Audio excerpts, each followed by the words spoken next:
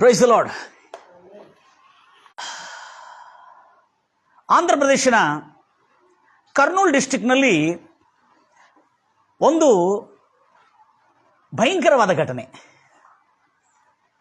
ಇಂಥವನೂ ಇದ್ದಾನ ಅಂತೇಳಿ ನೀವು ಅಂತೀರಿ.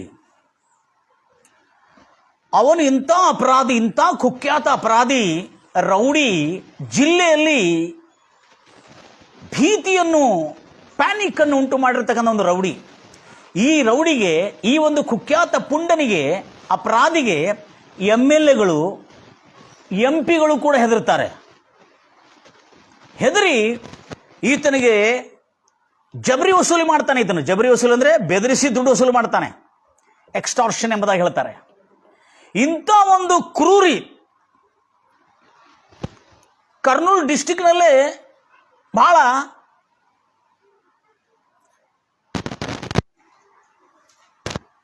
ಮಾಧ್ಯಮದಲ್ಲಿ, ಪೇಪರ್ಗಳಲ್ಲಿ ಈತನ ಮಾಡಿರ್ತಕ್ಕಂಥ ಅಪರಾಧದ ಕೃತ್ಯಗಳ ನಿಮಿತ್ತ ಬಹಳಷ್ಟು ನ್ಯೂಸ್ನಲ್ಲಿ ಬರುವುದು.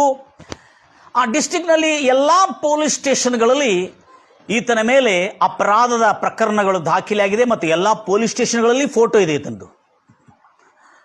ಎಲ್ಲ ಡಿಸ್ಟ್ರಿಕ್ಟ್ನ ಎಲ್ಲ ಪೊಲೀಸ್ ಸ್ಟೇಷನ್ಗಳಲ್ಲಿ ಫೋಟೋ ಇದೆ. ಈತ ಕುಖ್ಯಾತ ಅಪರಾಧಿ, ಈತನು ಜಬರಿ ವಸೂಲಿ ಮಾಡುವವನು, ಈತನು ಬಹು ಭಯಂಕರವಾದಂಥ ವ್ಯಕ್ತಿ ಎಂಬುದಾಗಿ ಹೇಳಿಕೊಂಡು ಈತನ ಬಗ್ಗೆ ಬಹು ಜನರ ಭಯ ಇತ್ತು.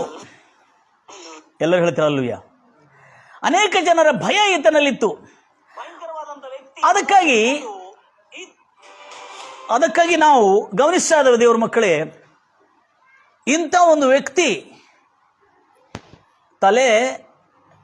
ತಲೆ ದೇಹದಿಂದ ಬೇರು ಮಾಡ್ತಾನಂತೆ. ಅವನು ಯಾರಾದ್ರೂ ಏನಾದ್ರೂ ಮಾಡಿ ಕೈಯೇ ಕತ್ತರಿಸಿ ತೆಗಿತಾನಂತೆ. ಇಂಥ ಕ್ರೂರವಾದಂಥ ವ್ಯಕ್ತಿ. ಮತ್ತು ಈತನ ವಿರುದ್ಧವಾಗಿ ಯಾರಾದರೆ ರಾಜ್ಯದ ಕೋರ್ಟ್ಗಳಲ್ಲಿ ಸಾಕ್ಷಿ ಹೇಳಿಕೆ ಬಂದರೆ ಬಾಂಬುಗಳನ್ನು ಹಾಕಿ ಅವರನ್ನು ಮುಗಿಸ್ಬಿಟ್ಟ ಒಂದು ಕುಖ್ಯಾತ ಕ್ರೂರಿ ರೌಡಿ, ಸರಣಿ ಕೊಲೆಗಳನ್ನು ಮಾಡಿರ್ತಕ್ಕಂಥ, ಸರಣಿ ಅಪರಾಧಗಳು ಕೊಲೆಗಳು ಮಾಡಿರ್ತಕ್ಕಂಥ ವ್ಯಕ್ತಿ ಕರ್ನೂಲ್ ಡಿಸ್ಟ್ರಿಕ್ಟ್ನಲ್ಲಿ. ಇದೇ ನಮ್ಮ ಶತಮಾನದಲ್ಲೇ ನಡೆದಿರತಕ್ಕಂಥ ಘಟನೆ. ಇಂಥ ವ್ಯಕ್ತಿ ಮಾರ್ಪಾಟ ಆಗಬೇಕಾದ್ರೆ ಸಾಧ್ಯನಾ? ಬಹಳ ಕಷ್ಟ. ಆದರೆ ಮನುಷ್ಯನಿಗೆ ಅಸಾಧ್ಯ, ನಮ್ಮ ಕರ್ತನಾದ ಯೇಸುವಿಗೆ ಎಲ್ಲ ಸಾಧ್ಯ. ಈ ವ್ಯಕ್ತಿಯ ಜೀವನದಲ್ಲಿ ಇಂಥ ಒಂದು ಕಾರ್ಯಗಳು ಮಾಡಿದಾನೆ. ಈತನು ಭಯವೇ ಇಲ್ಲ. ಈತನು ಯಾರೋ ಬಸ್ನಲ್ಲಿ ಯಾರೋ ಏನೋ ಅಂದಿದ್ದಕ್ಕೆ ಅಲ್ಲೇ ಕೊಯ್ತಾ ಲಾಂಗ್ ತೆಗೆದು ಅವನ ಕೈಯನ್ನೇ ಕತ್ತರಿಸಿಬಿಟ್ಟಿದ್ದಾನಂತೆ.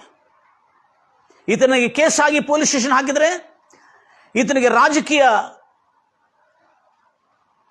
ವ್ಯಕ್ತಿಗಳಿಂದ ಬೆಂಬಲ, ಪ್ರೈಸ್ ಲಾರ್ಡ್ ಜೀಸಸ್, ರಾಜಕೀಯ ವ್ಯಕ್ತಿಗಳಿಂದ ಬೆಂಬಲ, ಬೇಗನೆ ಈತನಿಗೆ ಜಾಮೀನು ಕೊಟ್ಟು ಬಿಡಿಸೋದು. ಆ ರಾಜಕೀಯ ವ್ಯಕ್ತಿಗಳು ಯಾಕೆ ಬಿಡಿಸ್ತಾರಂದ್ರೆ, ಈತನಿಗಿಂದ ಈ ದಬ್ಬಾಳಿಕೆಯಿಂದ ತನ್ನ ಕೆಲಸವನ್ನು ಮಾಡಿಸಿಕೊಳ್ಬೇಕೆಂಬುದಾಗಿ ರಾಜಕೀಯ ವ್ಯಕ್ತಿಗಳು ಕೂಡ ಈತನನ್ನು ಪೊಲೀಸ್ ಸ್ಟೇಷನ್ ಬಿಡಿಸ್ತಾ ಇದ್ರು. ಈತನ ಹೆಸರು ಕೇಳಿದ್ರೇನೆ ಹೆದರ್ತಾರಂತೆ. ಆ ಡಿಸ್ಟಿಕ್ಕಲ್ಲಿ ಈ ವ್ಯಕ್ತಿಯ ಹೆಸರು ಕರ್ನೂಲಿನ ತೆಲುಗು ರಾಮುಡು. ನಮ್ಮ ಊರಿಗೆ ಬಂದಾನೆ, ನಮಗೆ ಸಿಟಿಗೆ ಬಂದಾನಂದ್ರೆ ಹೆದರಿ ಕೆಲವು ಜನ ಅಂಗಡಿ ಬಂದ್ ಮಾಡ್ಕೊಳ್ತಾರೆ. ಆ ದಿನ ಶಾಪಿಂಗ್ ಸೆಂಟರ್, ಅಂಗಡಿಗಳು, ಕಾಂಪ್ಲೆಕ್ಸ್ಗಳೆಲ್ಲ ಬಂದ್ ಮಾಡ್ಕೊಳ್ತಾರಂತೆ. ಕೆಲವು ಜನ ಏನು ಮಾಡ್ತಾರೆ, ಹೆದರಿ ಅಂಗಡಿ ಬಂದ್ ಮಾಡ್ಲಿಕ್ಕೆ ಬರ್ತಾರೆ ಅಂತೇಳಿ ಮೊದಲೇ ಬಂದು ಜಬರಿ ಹಣವನ್ನು, ಬಲವಂತವಾಗಿ ವಸೂಲು ಮಾಡುವ ಹಣವನ್ನು ಮೊದಲೇ ತಂದು ಕೊಡ್ತಾರಂತೆ. ಹಪ್ತಾ ವಸೂಲಿ ಅಂತ ಹೇಳ್ತಾರೆ. ಹಪ್ತಾ ಮತ್ತು ಮಂತ್ಲಿ ವಸೂಲಿ ಎಂಬುದಾಗಿ ಹೇಳ್ತಾರೆ. ಇಂಥ ಒಂದು ಅಪರಾಧಿ ಈತನಿಗೆ ಒಂದ್ಸಾರಿ MLAಗಳಿಗೆ ಫೋನ್ ಮಾಡಿ MLAಗಳ ಹತ್ರ ಜಬರಿ ವಸೂಲು ಮಾಡಿರ್ತಕ್ಕಂಥ ಕುಖ್ಯಾತ ಭಯಂಕರವಾದಂಥ ಅಪರಾಧಿ. ಈತನ ಹೆಸರು ತೆಲುಗು ರಾಮುಡು. ಕರ್ನೂಲ್ ಡಿಸ್ಟ್ರಿಕ್ಟ್ನಲ್ಲಿ ಮೆರೆದಿದ್ದ ವ್ಯಕ್ತಿ. Price Lord Jesus. ಪಿಕ್ಚರ್ ಬಿಡ್ಬೋದು ಆತನೇ. ಪಿಕ್ಚರ್ ಏನೇನು ಬಂತು ಇವ್ರಿಗೆ? ಗಂಭೀರವಾಗಿ ಹೇಳ್ತಿರಲ್ವಯ್ಯ. ಈ ವ್ಯಕ್ತಿ ಇಂಥ ಅಪರಾಧಿ MLAಗಳು MP ಗಳು ಹೆದರ್ತಾರೆ ಈತನಿಗೆ. ಯಾಕಂದ್ರೆ ಇವು ಯಾರಿಗೂ ಹೆದರುದಿಲ್ಲ, ಅವನು ಅಂಥ ಒಂದು ಕುಖ್ಯಾತ, ಅಂಥ ಒಂದು ಸಾಹಸಿ. ಹೀಗೆ ಆಮೇಲೆ ತಕ್ಕೋರಿ. ಹೀಗೆ ಕೈಗಳನ್ನು ತೆಗೆದು ಅವನು ತಲೆಯನ್ನು ಬೇರು ಮಾಡ್ತಕ್ಕಂಥ ಒಬ್ಬ ಕೋರ್ಟ್ನಲ್ಲಿ ಬಂದು ಸಾಕ್ಷಿ ಹೇಳ್ತಕ್ಕಂಥ ವ್ಯಕ್ತಿಯನ್ನು ಭಾಳ ಕಾಡಿಸ್ತಾ ಇದ್ದಂತೆ. ಅವನನ್ನು ಬಾಂಬಿಂದ ಹಾರಿಸ್ಬಿಟ್ರು. ಇಂಥ ಒಂದು ಕುಖ್ಯಾತ ಅಪರಾಧಿ ಆ ಕಾಲದಲ್ಲಿ. ಈತನ ದಿನಗಳದಂತೆ ಈತನ ಅಪರಾಧ ಹೆಚ್ಚಾಯಿತು. ಆಮೇಲೆ ಈತನನ್ನು ಹೇಗಾದರೆ ಮಟ್ಟ ಹಾಕಬೇಕು, ಈತನನ್ನು ದಾರಿಗೆ ತರಬೇಕೆಂಬುದ ಹೇಳಿಕೊಂಡು ಈತನನ್ನೇನು ಮಾಡ್ತಾರೆ, ಆ ಡಿಸ್ಟಿಕ್ನ ಪೊಲೀಸರು ಅರೆಸ್ಟ್ ಮಾಡಿ ಜೈಲಿಗೆ ಹಾಕ್ತಾರೆ. ಜೈಲಿಗೆ ಹಾಕಿ ಈತನನ್ನು 3rd ಡಿಗ್ರಿ ಟಾರ್ಚರ್ ಕೊಟ್ಟು ಈತನ ಎಲ್ಲೆಲ್ಲಿ ಏನೇನು ಮಾಡಿದ ಎಲ್ಲ ಅಪರಾಧಗಳನ್ನು ಕನ್ಫೆಷನ್ ಮಾಡಿಸ್ಕೊಂಡು ಕೇಸ್ಗಳು ದಾಖಲಾಗಿ ಅವನು 1 ತಿಂಗಳ ಸತತ ಇಂಥ ದೈಹಿಕವಾದಂಥ ಕಿರುಕುಳ, ಮಾನಸಿಕವಾದಂಥ ಕಿರುಕುಳ ಕೊಟ್ಟು 3rd ಡಿಗ್ರಿ ಟಾರ್ಚರನ್ನು ಕೊಟ್ಟು ಅವನನ್ನು ಸಂಪೂರ್ಣವಾಗಿ ಕುಂದಿಸುತ್ತಾರೆ. ಆದರೂ ಅವನ ಒಳಗಿರ್ತಕ್ಕಂಥ ಆ ಕ್ರೂರತ್ವ, ಆ ದ್ವೇಷ, ಆ ಒಂದು ಕ್ರೌರಿ, ಆ ಒಂದು ಭಯಂಕರ ಭಾವನೆಗಳು ಹೋಗಿಲ್ಲ ಅವನಲ್ಲಿ. ಎಲ್ಲರೂ ಹೇಳ್ತೀರಾ ಹಲ್ಲೆಲೂಯಾ. ಇಂಥ ವ್ಯಕ್ತಿ ಜೈಲಿನಲ್ಲಿದ್ದ.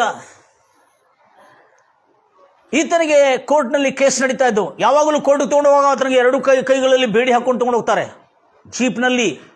ಯಾಕಂದರೆ ಈತನ ಜೊತೆಲಿ ಗನ್ಮ್ಯಾನ್ ಬೇಕು, ಪೊಲೀಸರು, PSI ಎಲ್ಲರೂ ಬರ್ತಾರೆ ಅವನ ಜೊತೆಲಿ ಹೋಗುವಾಗ, ಕೋರ್ಟ್ಗೆ ತೊಗೊಂಡು ಹೋಗುವಾಗ. ಯಾಕಂದರೆ ಅವನು ಎಂಥ ಬಲಿಷ್ಠನು ಅಂದರೆ ಬಲಿಷ್ಠನು, ಭಯಂಕರಸ್ಥನು.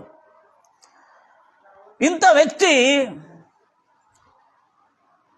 ದಿನಗಳಂತೆ ಪೊಲೀಸ್ ಸ್ಟೇಷನ್, ಜೈಲಿನಲ್ಲಿ ಜುಡಿಷಿಯಲ್ ಕಸ್ಟಡಿ, ನ್ಯಾಯಾಂಗ ಸೆರೆಮನೆಯಲ್ಲಿ ಇರುವಾಗ, ಆ ಸೆರೆಮನೆಯಲ್ಲಿ ಒಂದು ವ್ಯಕ್ತಿ ತನ್ನ ಹೆಂಡತಿಯ ಕೊಲೆ ನಿಮಿತ್ತ, ಅಲ್ಲಿ ಒಬ್ಬನು ಕೊಲೆಗಾರನಿದ್ದಾನೆ ಸೆರೆಮನೆಯಲ್ಲಿ, ಅಂದರೆ ಜೈಲಿನಲ್ಲಿ. ತನ್ನ ಹೆಂಡತಿಯ ಕೊಲೆಯ ನಿಮಿತ್ತ ಅವನಿಗೆ ಸಜಾ ಆಗಿರ್ತದೆ, ಶಿಕ್ಷೆ ಆಗಿರ್ತದೆ. ಒಂದು ವ್ಯಕ್ತಿ ಇರ್ತಾನೆ, ಹೆಂಡತಿಯ ಕೊಲೆ ನಿಮಿತ್ತ ಶಿಕ್ಷೆ ಆಗಿರ್ತಕ್ಕಂಥ ವ್ಯಕ್ತಿ.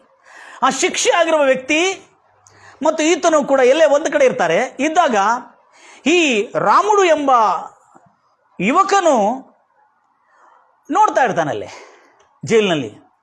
ಈ ಶಿಕ್ಷೆ, ಹೆಂಡತಿಯನ್ನು ಕೊಲೆ ಮಾಡಿರ್ತಕ್ಕಂಥ ಈ ಕೊಲೆಗಾರನು ಇನ್ನೊಂದೊಬ್ಬನು, ಅವನು ಶಿಕ್ಷಿತನು, ಅವನು ಶಿಕ್ಷೆಯಾಗಿ ಅವನು ಕೂಡ ಜೈಲಿನಲ್ಲಿ ಇರ್ತಾನೆ.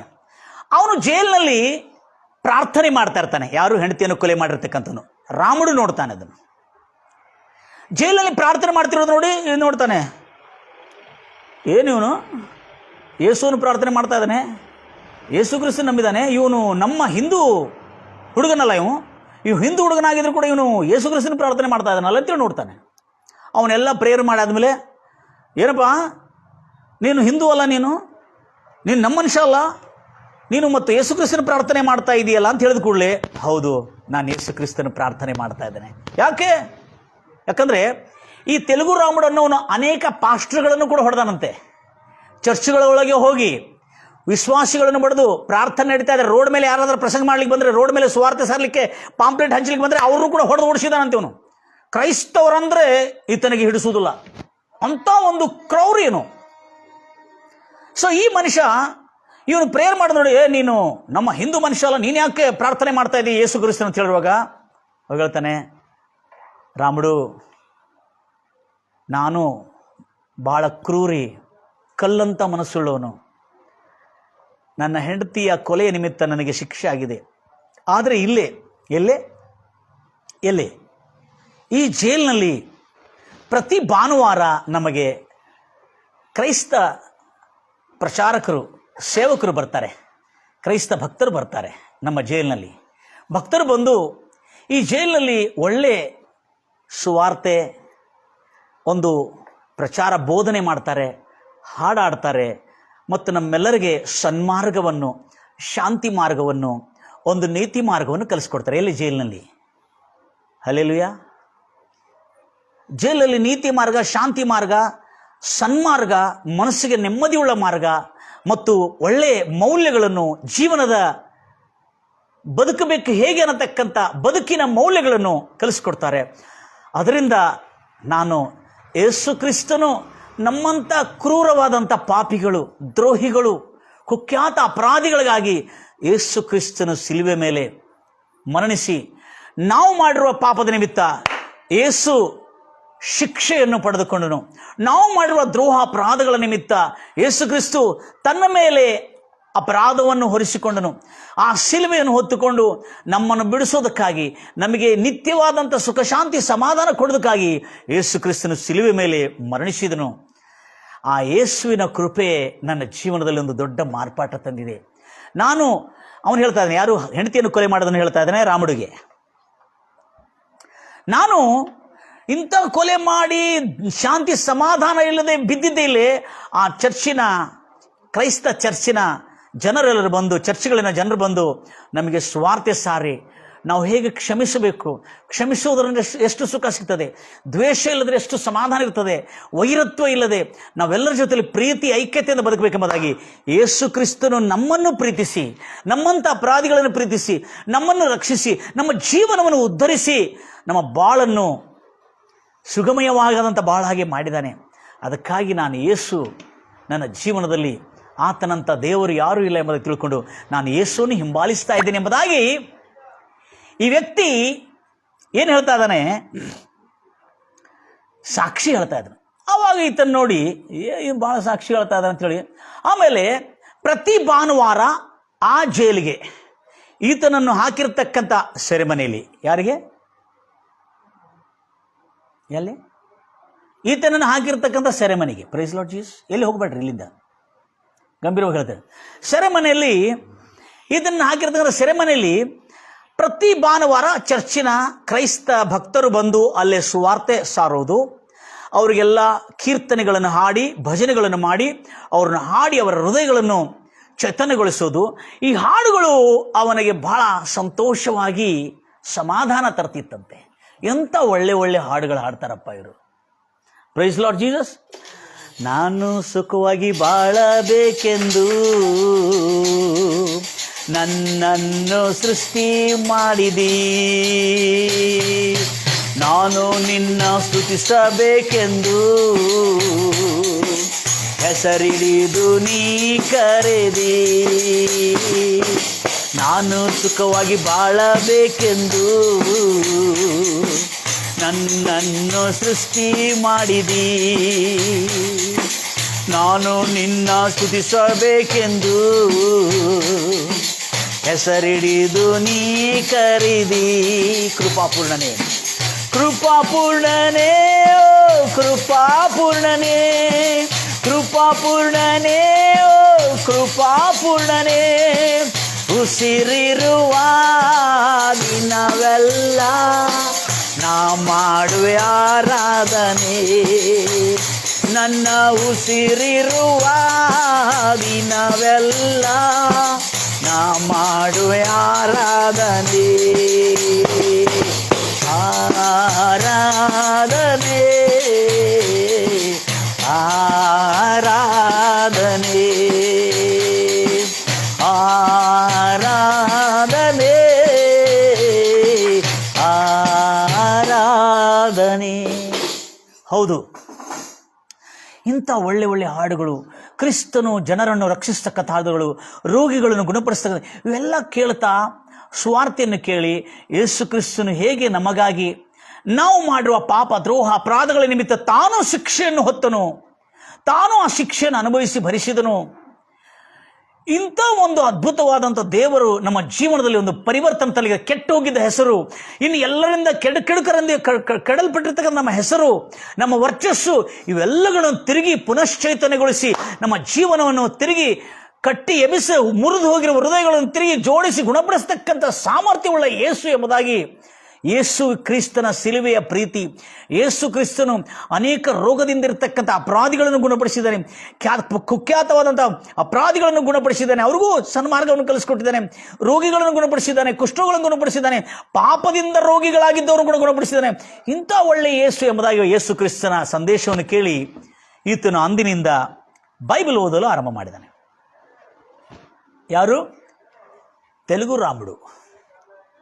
ಈತನು ಆ ಹೆಂಡತಿಯನ್ನು ಕೊಲೆ ಮಾಡಿ ಬಂದಿರತಕ್ಕಂಥ ವ್ಯಕ್ತಿಯನ್ನು ನೋಡಿ ಅವನ ಜೀವನ ಶೈಲಿ, ಇಂಥ ಸೆರೆಮನೆಯಲ್ಲಿ ಜೈಲಿನಲ್ಲಿ ಕೂಡ ಇಷ್ಟು ಸಂತೋಷವಾಗಿದ್ದಾನಲ್ಲ, ಇಷ್ಟು ಆನಂದವಾಗಿದ್ದಾನಲ್ಲ, ಇಂಥ ಜೈಲಿನಲ್ಲಿದ್ದ ವ್ಯಕ್ತಿಗೆ ಇಷ್ಟು ಸಂತೋಷ ಸಮಾಧಾನ ಎಲ್ಲಿಂದ ಬಂದಿದೆ ಎಂಬುದಾಗಿ ಹೇಳಿಕೊಂಡು ಆತನು ನಂಬಿರ್ತಕ್ಕಂಥ ಯೇಸು ಕ್ರಿಸ್ತನನ್ನು ನಂಬಿ ಪ್ರಾರ್ಥನೆಯಲ್ಲಿ ಸೇರಿ ಬೈಬಲ್ ಓದಲಿಕ್ಕೆ ಆರಂಭ ಮಾಡಿದನಂತೆ.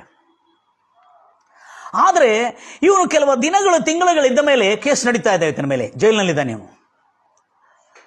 ಆದರೂ ಜೈಲಿನಲ್ಲಿದ್ದು ಇಷ್ಟೆಲ್ಲ ಹೊಡೆತ ತಿಂದು ಎಷ್ಟು ತಿಂಗಳುಗಳಾಗಿದ್ರು ಕೂಡ ಇವನ ಮನಸ್ಸೊಳಗೆ ಏನಾಗಿಲ್ಲ, ಒಂದು ಕ್ರೌರ್ಯ ಹೋಗಲಿಲ್ಲ.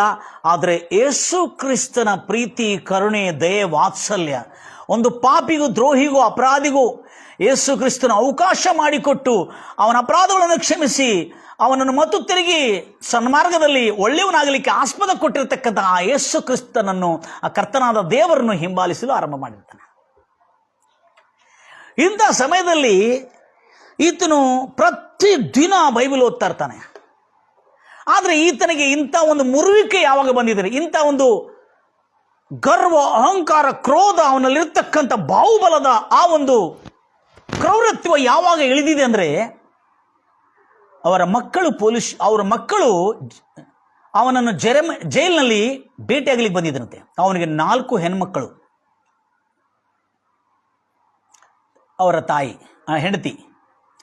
ಇವರು ಜೈಲಿನಲ್ಲಿ ಭೇಟಿಯಾಗಲಿಕ್ಕೆ ಬಂದಿರುವಾಗ, ಇವನು ಜೈಲೊಳಗೆ ಹೋಗ್ಲಿಕ್ಕೆ ಮುಂಚೆ ಅವನ ಬ್ಯಾಂಕ್ನಲ್ಲಿ ಬಹಳಷ್ಟು ದುಡ್ಡಿತ್ತು. ಆ ದುಡ್ಡಿಂದ ಮಕ್ಕಳು ಚೆನ್ನಾಗಿ ತಿಂದು ಬೆಳೆದು ಮಸ್ತ್ ಮಜಾ ಮಾಡಿದರು, ಆನಂದವಾಗಿದ್ದರು. ಆದರೆ ಕೆಲವು ತಿಂಗಳುಗಳಾದ ಮೇಲೆ ದುಡ್ಡೇ ಇಲ್ಲದ ಕಾರಣದಿಂದ ಮಕ್ಕಳು ಅಳುತ್ತಾ ಜೈಲ್ ಹತ್ರ ಬಂದಿದ್ದರಂತೆ. ಲಕ್ಷ ಇಟ್ಟು ಕೇಳ್ತೀರಿ. Praise Lord Jesus. ಅಳುತ್ತಾ ಜೈಲ್ ಹತ್ರ ಬಂದಿದ್ರು 4 ಹೆಣ್ಮಕ್ಕಳು. ಅಳುತ್ತಾ ಜೈಲ್ ಹತ್ರ ಬಂದು ಅವರ ಅಪ್ಪನನ್ನು ನೋಡಿ, ಅಪ್ಪನನ್ನು ಕೋರ್ಟ್ಗೆ ತೆಗೆದುಕೊಂಡು ಮತ್ತು ಕೋರ್ಟ್ ಹತ್ರ ಬಂದು ಅಪ್ಪನನ್ನು ನೋಡಿ ಅಳ್ಲಿಕ್ಕೆ ಸ್ಟಾರ್ಟ್ ಮಾಡಿದ್ರಂತೆ. ಏನು ಅಳುದು ನೋಡಿ ಆವಾಗ ಅಪ್ಪನಿಗೆ, ತೆಲುಗು ರಾಮುಡಿಗೆ ಕಣ್ಣೀರು ಬಂತು. ಏನಂತ ಹೇಳಿದ್ರಂತೆ ಮಕ್ಕಳು ಗೊತ್ತಿದೆ? ಅಪ್ಪ, ಊಟ ಇಲ್ಲಪ್ಪ, ಆಹಾರ ಇಲ್ಲಪ್ಪ, ಹಸುವಿಂದ ಭಾಳ ಅಲ್ಲಾಡ್ತಾ ಇದೆಯಪ್ಪ, ನಮಗೆ ಊಟಕ್ಕೂ ದುಡ್ಡು ಏನಾದ್ರು ಕೊಡಪ್ಪ ಅಂತ ಕೇಳಿದ್ರೆ ಆವಾಗ ಅವನ ಮನಸ್ಸು ಚೂರು ಚೂರಾಗಿತ್ತಂತೆ. Price Lord Jesus. ಮಕ್ಕಳು ಯಾವಾಗ ಊಟದಿಂದ ಹಸಿದು ಕಣ್ಣೀರಿಟ್ಟು, ಅಪ್ಪಾಜಿ ನಮ್ಗೆ ಊಟ ಇಲ್ಲಪ್ಪ ಅಂತೇಳಿ ಅತ್ತಾಗ, ಅವನ ಹೆತ್ತ ಮಕ್ಕಳು ಕಣ್ಣೀರಿಡುವಾಗ ಆವಾಗ ಮನಸ್ಸು ಚೂರು ಚೂರಾಯಿತು. ಅಯ್ಯೋ, ನಾನು ಎಂಥ ಕುಖ್ಯಾತ ಅಪರಾಧಿ, ಎಂಥ ದ್ರೋಹಿ ನಾನು. ಈ ಮಕ್ಕಳು, ನಾನು ಮಾಡಿರುವ ಅಪರಾಧ ನಿಮಿತ್ತ ಈ ಮಕ್ಕಳು ಊಟ ಇಲ್ಲದೆ ಅಲ್ಲಾಡ್ತಾ ಇದ್ದಾರೆ ಅಂಥೇಳಿ, ಈಗ ನನಗೆ ಆಹಾರ ಕೊಡೋರು ಯಾರು, ನನ್ನ ಮಕ್ಕಳನ್ನು ಕಾಪಾಡೋರು, ನನ್ನ ಮಕ್ಕಳನ್ನು ರಕ್ಷಿಸೋರು, ನನ್ನ ಮೇಲಿರುವ ಅಪರಾಧದಿಂದ ಬಿಡಿಸಿ ನನ್ನನ್ನು ಮತ್ತೆ ತಿರುಗಿ ಹೊರಗೆ ತರೋರು ಯಾರು ಎಂಬುದಾಗಿರುವಾಗ ಅವಾಗ ಎಲ್ಲ ರಾಜಕೀಯ ನಾಯಕರು, ಇವನ ಜೊತೆಯಲ್ಲಿ ಇದ್ದವರು, ಇವನಿಗೆ ಬೆಂಬಲಿಸಿದವರು, ಇವನಿಗೆ ಅಪರಾಧ ಮಾಡುವಾಗೆಲ್ಲ ಸಹಾಯ ಮಾಡಿದವರು, ಜಾಮೀನು ಕೊಡಿಸಿದವರು ಎಲ್ಲರೂ ಕೈ ಬಿಟ್ರಿ. ಎಲ್ಲರೂ ಕೈ ಬಿಟ್ರು ಎಂದು. ಆ ಸಮಯದಲ್ಲಿ ಯಾರೂ ಇಲ್ಲ. ಆದರೆ ಈತನು ಜೈಲಿನಲ್ಲಿ ಬಂದಿರತಕ್ಕಂಥ ಕ್ರೈಸ್ತ ಭಕ್ತರ ವಾಕ್ಯವನ್ನು ಕೇಳಿ, ಅವರ ಸದ್ಬೋಧನೆಯನ್ನು ಕೇಳಿ ಈತನ ಜೀವನ ಬರಬರ್ತಾ ಬದಲಾವಣೆ ಆಗ್ತಾ ಇತ್ತು. ಕಣ್ಣೀರಿಟ್ಟ. ಆಗ ಅವನು ತೆಲುಗು ರಾಮುಡು ಅನ್ನೋನು ದೇವರಿಗೆ ಸಮರ್ಪಿಸಿ, ಎಸಯ್ಯ, ನನ್ನ ಮಕ್ಕಳಿಗೆ ಊಟ ಉಪಚಾರದ ಆಹಾರವನ್ನು ಅನುಗ್ರಹಿಸು ದೇವರೇ ಎಂಬುದಾಗಿ ಎಷ್ಟೋ ಪ್ರಯತ್ನ ಮಾಡ್ತಾನೆ, ಹೇಳ್ತಾನೆ. ಅವರ ಮಕ್ಕಳಿಗೆ ಏನ ಮಾಡ್ತಾನೆ, ಆ ಕೋರ್ಟ್ಗೆ ಹೋಗಿರುವಾಗ ಸಿಕ್ಕಿರುವಾಗ ಅವ್ರ ಮಕ್ಕಳು, ನಮ್ಮ ರಿಲೇಷನ್ ಹತ್ರ ಹೋಗು, ನಮ್ಮ ರಿಲೇಷನ್ ಸ್ವಲ್ಪ ಸಹಾಯ ಮಾಡ್ತಾನೆ, ನಾನು ಹೊರಗೆ ಬರ್ತಕ್ಕ ಅಂತೇಳಿ ತನ್ನ ಸಂಬಂಧಿಕರು, ತನ್ನ ರಕ್ತ ಸಂಬಂಧಿಕರು, ತನ್ನ ಸಹೋದರ ಕಡೆ ಕಳಿಸಿದಂತೆ. ಕಳಿಸಿದ ಕೂಡಲೇ ನೆಕ್ಸ್ಟ್ ಟೈಮ್ ಆದರೆ ಮತ್ತು ಕೋರ್ಟ್ಗೆ ತೊಗೊಂಡು ಹೋಗುವಾಗ ಪೊಲೀಸರು ಪ್ರತಿ ಸಾರಿ ಅವನಿಗೆ ಬೇಡಿ ಹಾಕ್ತಾರೆ. ಆದರೆ ಈ ಸಾರಿ ಅವನಿಗೆ ಬೇಡಿ ಹಾಕಲಿಲ್ಲ, ಅವನಿಗೆ ಜೀಪ್ನಲ್ಲಿ ತೊಗೊಂಡು ಹೋಗುವಾಗ. ಯಾಕೆಂದರೆ ಅವನ ಕೈಯಲ್ಲಿ ಬೈಬಲ್ ಇತ್ತು. ಯಾಕೆ ಬೈಬಲ್ ಹಿಡ್ಕೊಂಡೆಪ್ಪ, ನೀ ಬೈಬಲ್ ಯಾಕೆ ತೊಗೊಳ್ದೆ? ಇಲ್ಲ ಸರ್, ನಾನು ಬೈಬಲ್ ಇಲ್ಲದ್ರೆ ನಾನು ಬದುಕಲಿಕ್ಕೆ ಆಗೋದಿಲ್ಲ ಅಂತ ಹೇಳಿದಾನೆ. ನಮ್ಮಲ್ಲಿ ಎಷ್ಟು ಜನ ಹಾಕಿದ್ದೀರಿ? Praise Lord Jesus. ನಮ್ಮಲ್ಲಿ ಎಷ್ಟು ಜನ ಆದರೆ ಮೊಬೈಲ್ ಇಲ್ಲದ್ರೆ ನಂಗೆ ಲೈಫ್ ಆಗೋದಿಲ್ಲ ರೀ, ನನ್ನ ಜೀವ ತಳಮಳಿಸ್ತೈತ್ರಿ ಅಂತ ಕೆಲವು ಜನ ಇದ್ದಾರೆ. ಆದರೆ ಇಲ್ಲಿ ಒಂದು ಅಪರಾಧಿ ಹೇಳ್ತಾ ಇದ್ದಾನೆ, ನನಗೆ ಬೈಬಲ್ ಇಲ್ಲದ್ರೆ ನನಗೆ ಬದುಕಲಿಕ್ಕೆ ಆಗೋದಿಲ್ಲ, ನನಗೆ ಸಮಾಧಾನ ಇಲ್ಲ, ನನಗೆ ನೆಮ್ಮದಿ ಇರೋದಿಲ್ಲ, ಬೈಬಲ್ ನನ್ನ ಜೀವವಾಗಿದೆ, ನನ್ನ ಪ್ರಾಣವಾಗಿದೆ ಎಂಬುದಾಗಿ ಹೇಳ್ತಾನೆ. ಅಷ್ಟೇ ನೀವು ನಾನು ತಿಳ್ಕೊಂಡೆ. ಆದರೆ ಇವನು ಆ ಗಾಡಿನಲ್ಲಿ ಹೋಗುವಾಗಲೂ ಬೈಬಲ್ ಓದ್ತಾ ಇದ್ದ, ಕೋರ್ಟ್ನಲ್ಲಿ ಕೂತ್ಕೊಳ್ಳೋಗೂ ಬೈಬಲ್ ಓದ್ತಾ ಇರ್ತಾನೆ, ಮತ್ತು ಕರೆದಾಗ ಒಳಗೆ ಹೋಗಿ ನಿಲ್ತಾನೆ ಅಷ್ಟೇ. ಮತ್ತು ಕರೆದ ಮೇಲೆ ಮತ್ತೆ ಅವನು ಕೇಸ್ಗಳ ನಡೀತಾ ಇದ್ದು 15 ದಿವಸ ಮತ್ತೆ ಟೈಮ್ ಕೊಟ್ಟರು, ಮತ್ತೆ ಹೊರಗೆ ಬಂದರು. ಆಗ ಅವರ ಮಕ್ಕಳು ಮತ್ತು ತಾಯಿ, ಅಂದರೆ ಮಕ್ಕಳ ತಾಯಿ ತೆಲುಗು ರಾಮುಡು ಮಕ್ಕಳು ಮತ್ತು ಅವನ ಹೆಂಡತಿ ಕೋರ್ಟ್ ಹತ್ರ ಬಂದಿರ್ತಾರೆ. ಕೋರ್ಟ್ ಹತ್ರ ಬಂದು ಮತ್ತು ಕೋರ್ಟ್ ಹತ್ರ ಅಳ್ತಾ ಇರ್ತಾರೆ. ಏನು ತಿಳ್ಕೊಂಡು? ಊಟ ಇಲ್ಲಪ್ಪ, ಮಕ್ಕಳು 4 ಹೆಣ್ಣುಮಕ್ಕಳು, ಊಟ ಇಲ್ಲಪ್ಪ, ಭಾಳ ಕಷ್ಟ ಆಗ್ತಾ ಇದೆ, ನಮಗೆ ಗಂಜಿನೂ ಸಿಗ್ತಾ ಇಲ್ಲ. ನೀನು ಯಾರ ರಿಲೇಷನ್ ಹತ್ರ ಹೋಗ್ಲಿಕ್ಕೆ ಹೇಳಿದಲ್ಲ, ಆ ರಿಲೇಷನ್ಸ್ ಕೂಡ ನಮ್ಮನ್ನು ಸರಿಯಾಗಿ ನೋಡ್ತಾ ಇಲ್ಲ, ನಮ್ಮನ್ನು ಸರಿಯಾಗಿ ನೋಡ್ಕೊಳ್ತಲ್ಲ, ನಮ್ಮನ್ನು ರಿಜೆಕ್ಟ್ ಮಾಡಿದಾರೆ, ನಮ್ಮನ್ನು ತಳ್ಳಿ ಹಾಕಿದರೆ ನಿಮ್ಮ ಯಾರು ಕೊಡ್ತಾರೆ? ಹೋಗ ನಿಮ್ಮ ಗತಿ ಇಲ್ಲದವರು, ನಿಮ್ಮಂಥ ಕ್ರೂರಿಗಳಿಗೆ ನಿಮ್ಮ ಅಪ್ಪ ನೋಡಿ ಏನು ಕೆಲಸ ಮಾಡಂತೇಳಿ ಹಾಗೆ ನಮ್ಮನ್ನೆಲ್ಲ ತಳ್ಳಿ ಹಾಕಿದ್ರೆ ಅಪ್ಪಾಜಿ ಅಂತ ಹೇಳಿದ ಕೂಡಲೇ ಆವಾಗ ಒಂದು ಮಕ್ಕಳ ಹಸುವೆ, ಅರ್ಥಾದ ಮಕ್ಕಳು ಹಸಿದಿದ್ದನ್ನು ನೋಡಿ ಆ ಮಕ್ಕಳ ಹಸುವಿನಿಂದ ಬಂದಿರ್ತಾನೆ ಕಣ್ಣೀರನ್ನು ನೋಡಿ ತೆಲುಗು ರಾಮುಡು ಆವಾಗ ಇನ್ನೂ ತಗ್ಗಿಸಿಕೊಂಡು ತನ್ನ ಜೀವನವನ್ನು ದೇವರಿಗೆ ಸಮರ್ಪಿಸಿದ್ದಾನೆ.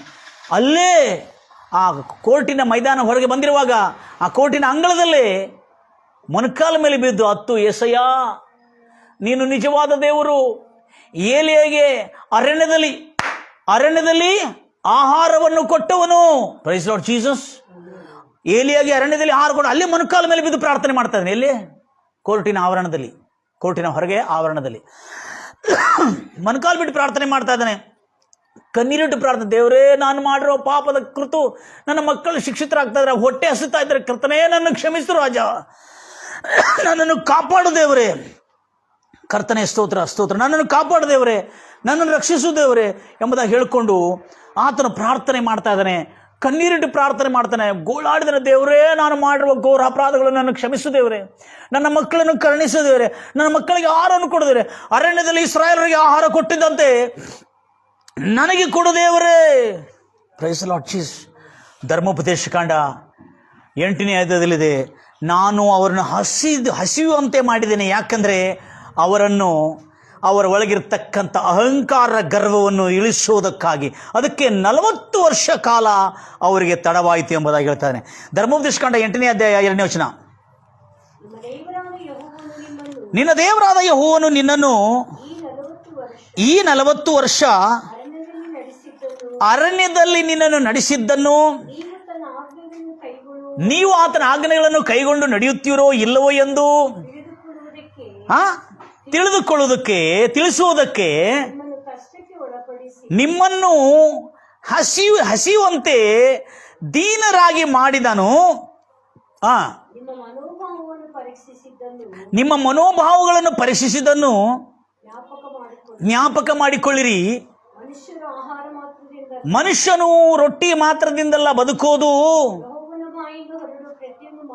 ಯೆಹೋವನ ಬಾಯಿಯಿಂದ ಹೊರಡುವ ಪ್ರತಿ ಒಂದು ಮಾತಿನಿಂದಲೇ ಬದುಕುತ್ತಾನೆ ಎಂಬುದಾಗಿ ಹೇಳಿದನು. ಇಲ್ಲಿ ಗಮನಿಸಿದ ದೇವರ ಮಕ್ಕಳೇ, ಅದ್ಭುತವಾದ ಸಂಗತಿಗಳು ನೋಡ್ತಾ ಇದ್ದೇವೆ. ಇದೇ 8ನೇ ಅಧ್ಯಾಯದಲ್ಲಿ ಅವರನ್ನು ಹಸಿಯುವಂತೆ ಯಾಕೆ ಮಾಡಿದನು ಅಂದರೆ ಅವರಲ್ಲಿ ದೀನತ್ವ ಬರೋದಕ್ಕಾಗಿ, ತಗ್ಗಿಸಿಕೊಳ್ಳೋದಕ್ಕಾಗಿ, ಗರ್ವ ಅಹಂಕಾರವೆಲ್ಲ ಇಳೋದಕ್ಕಾಗಿ.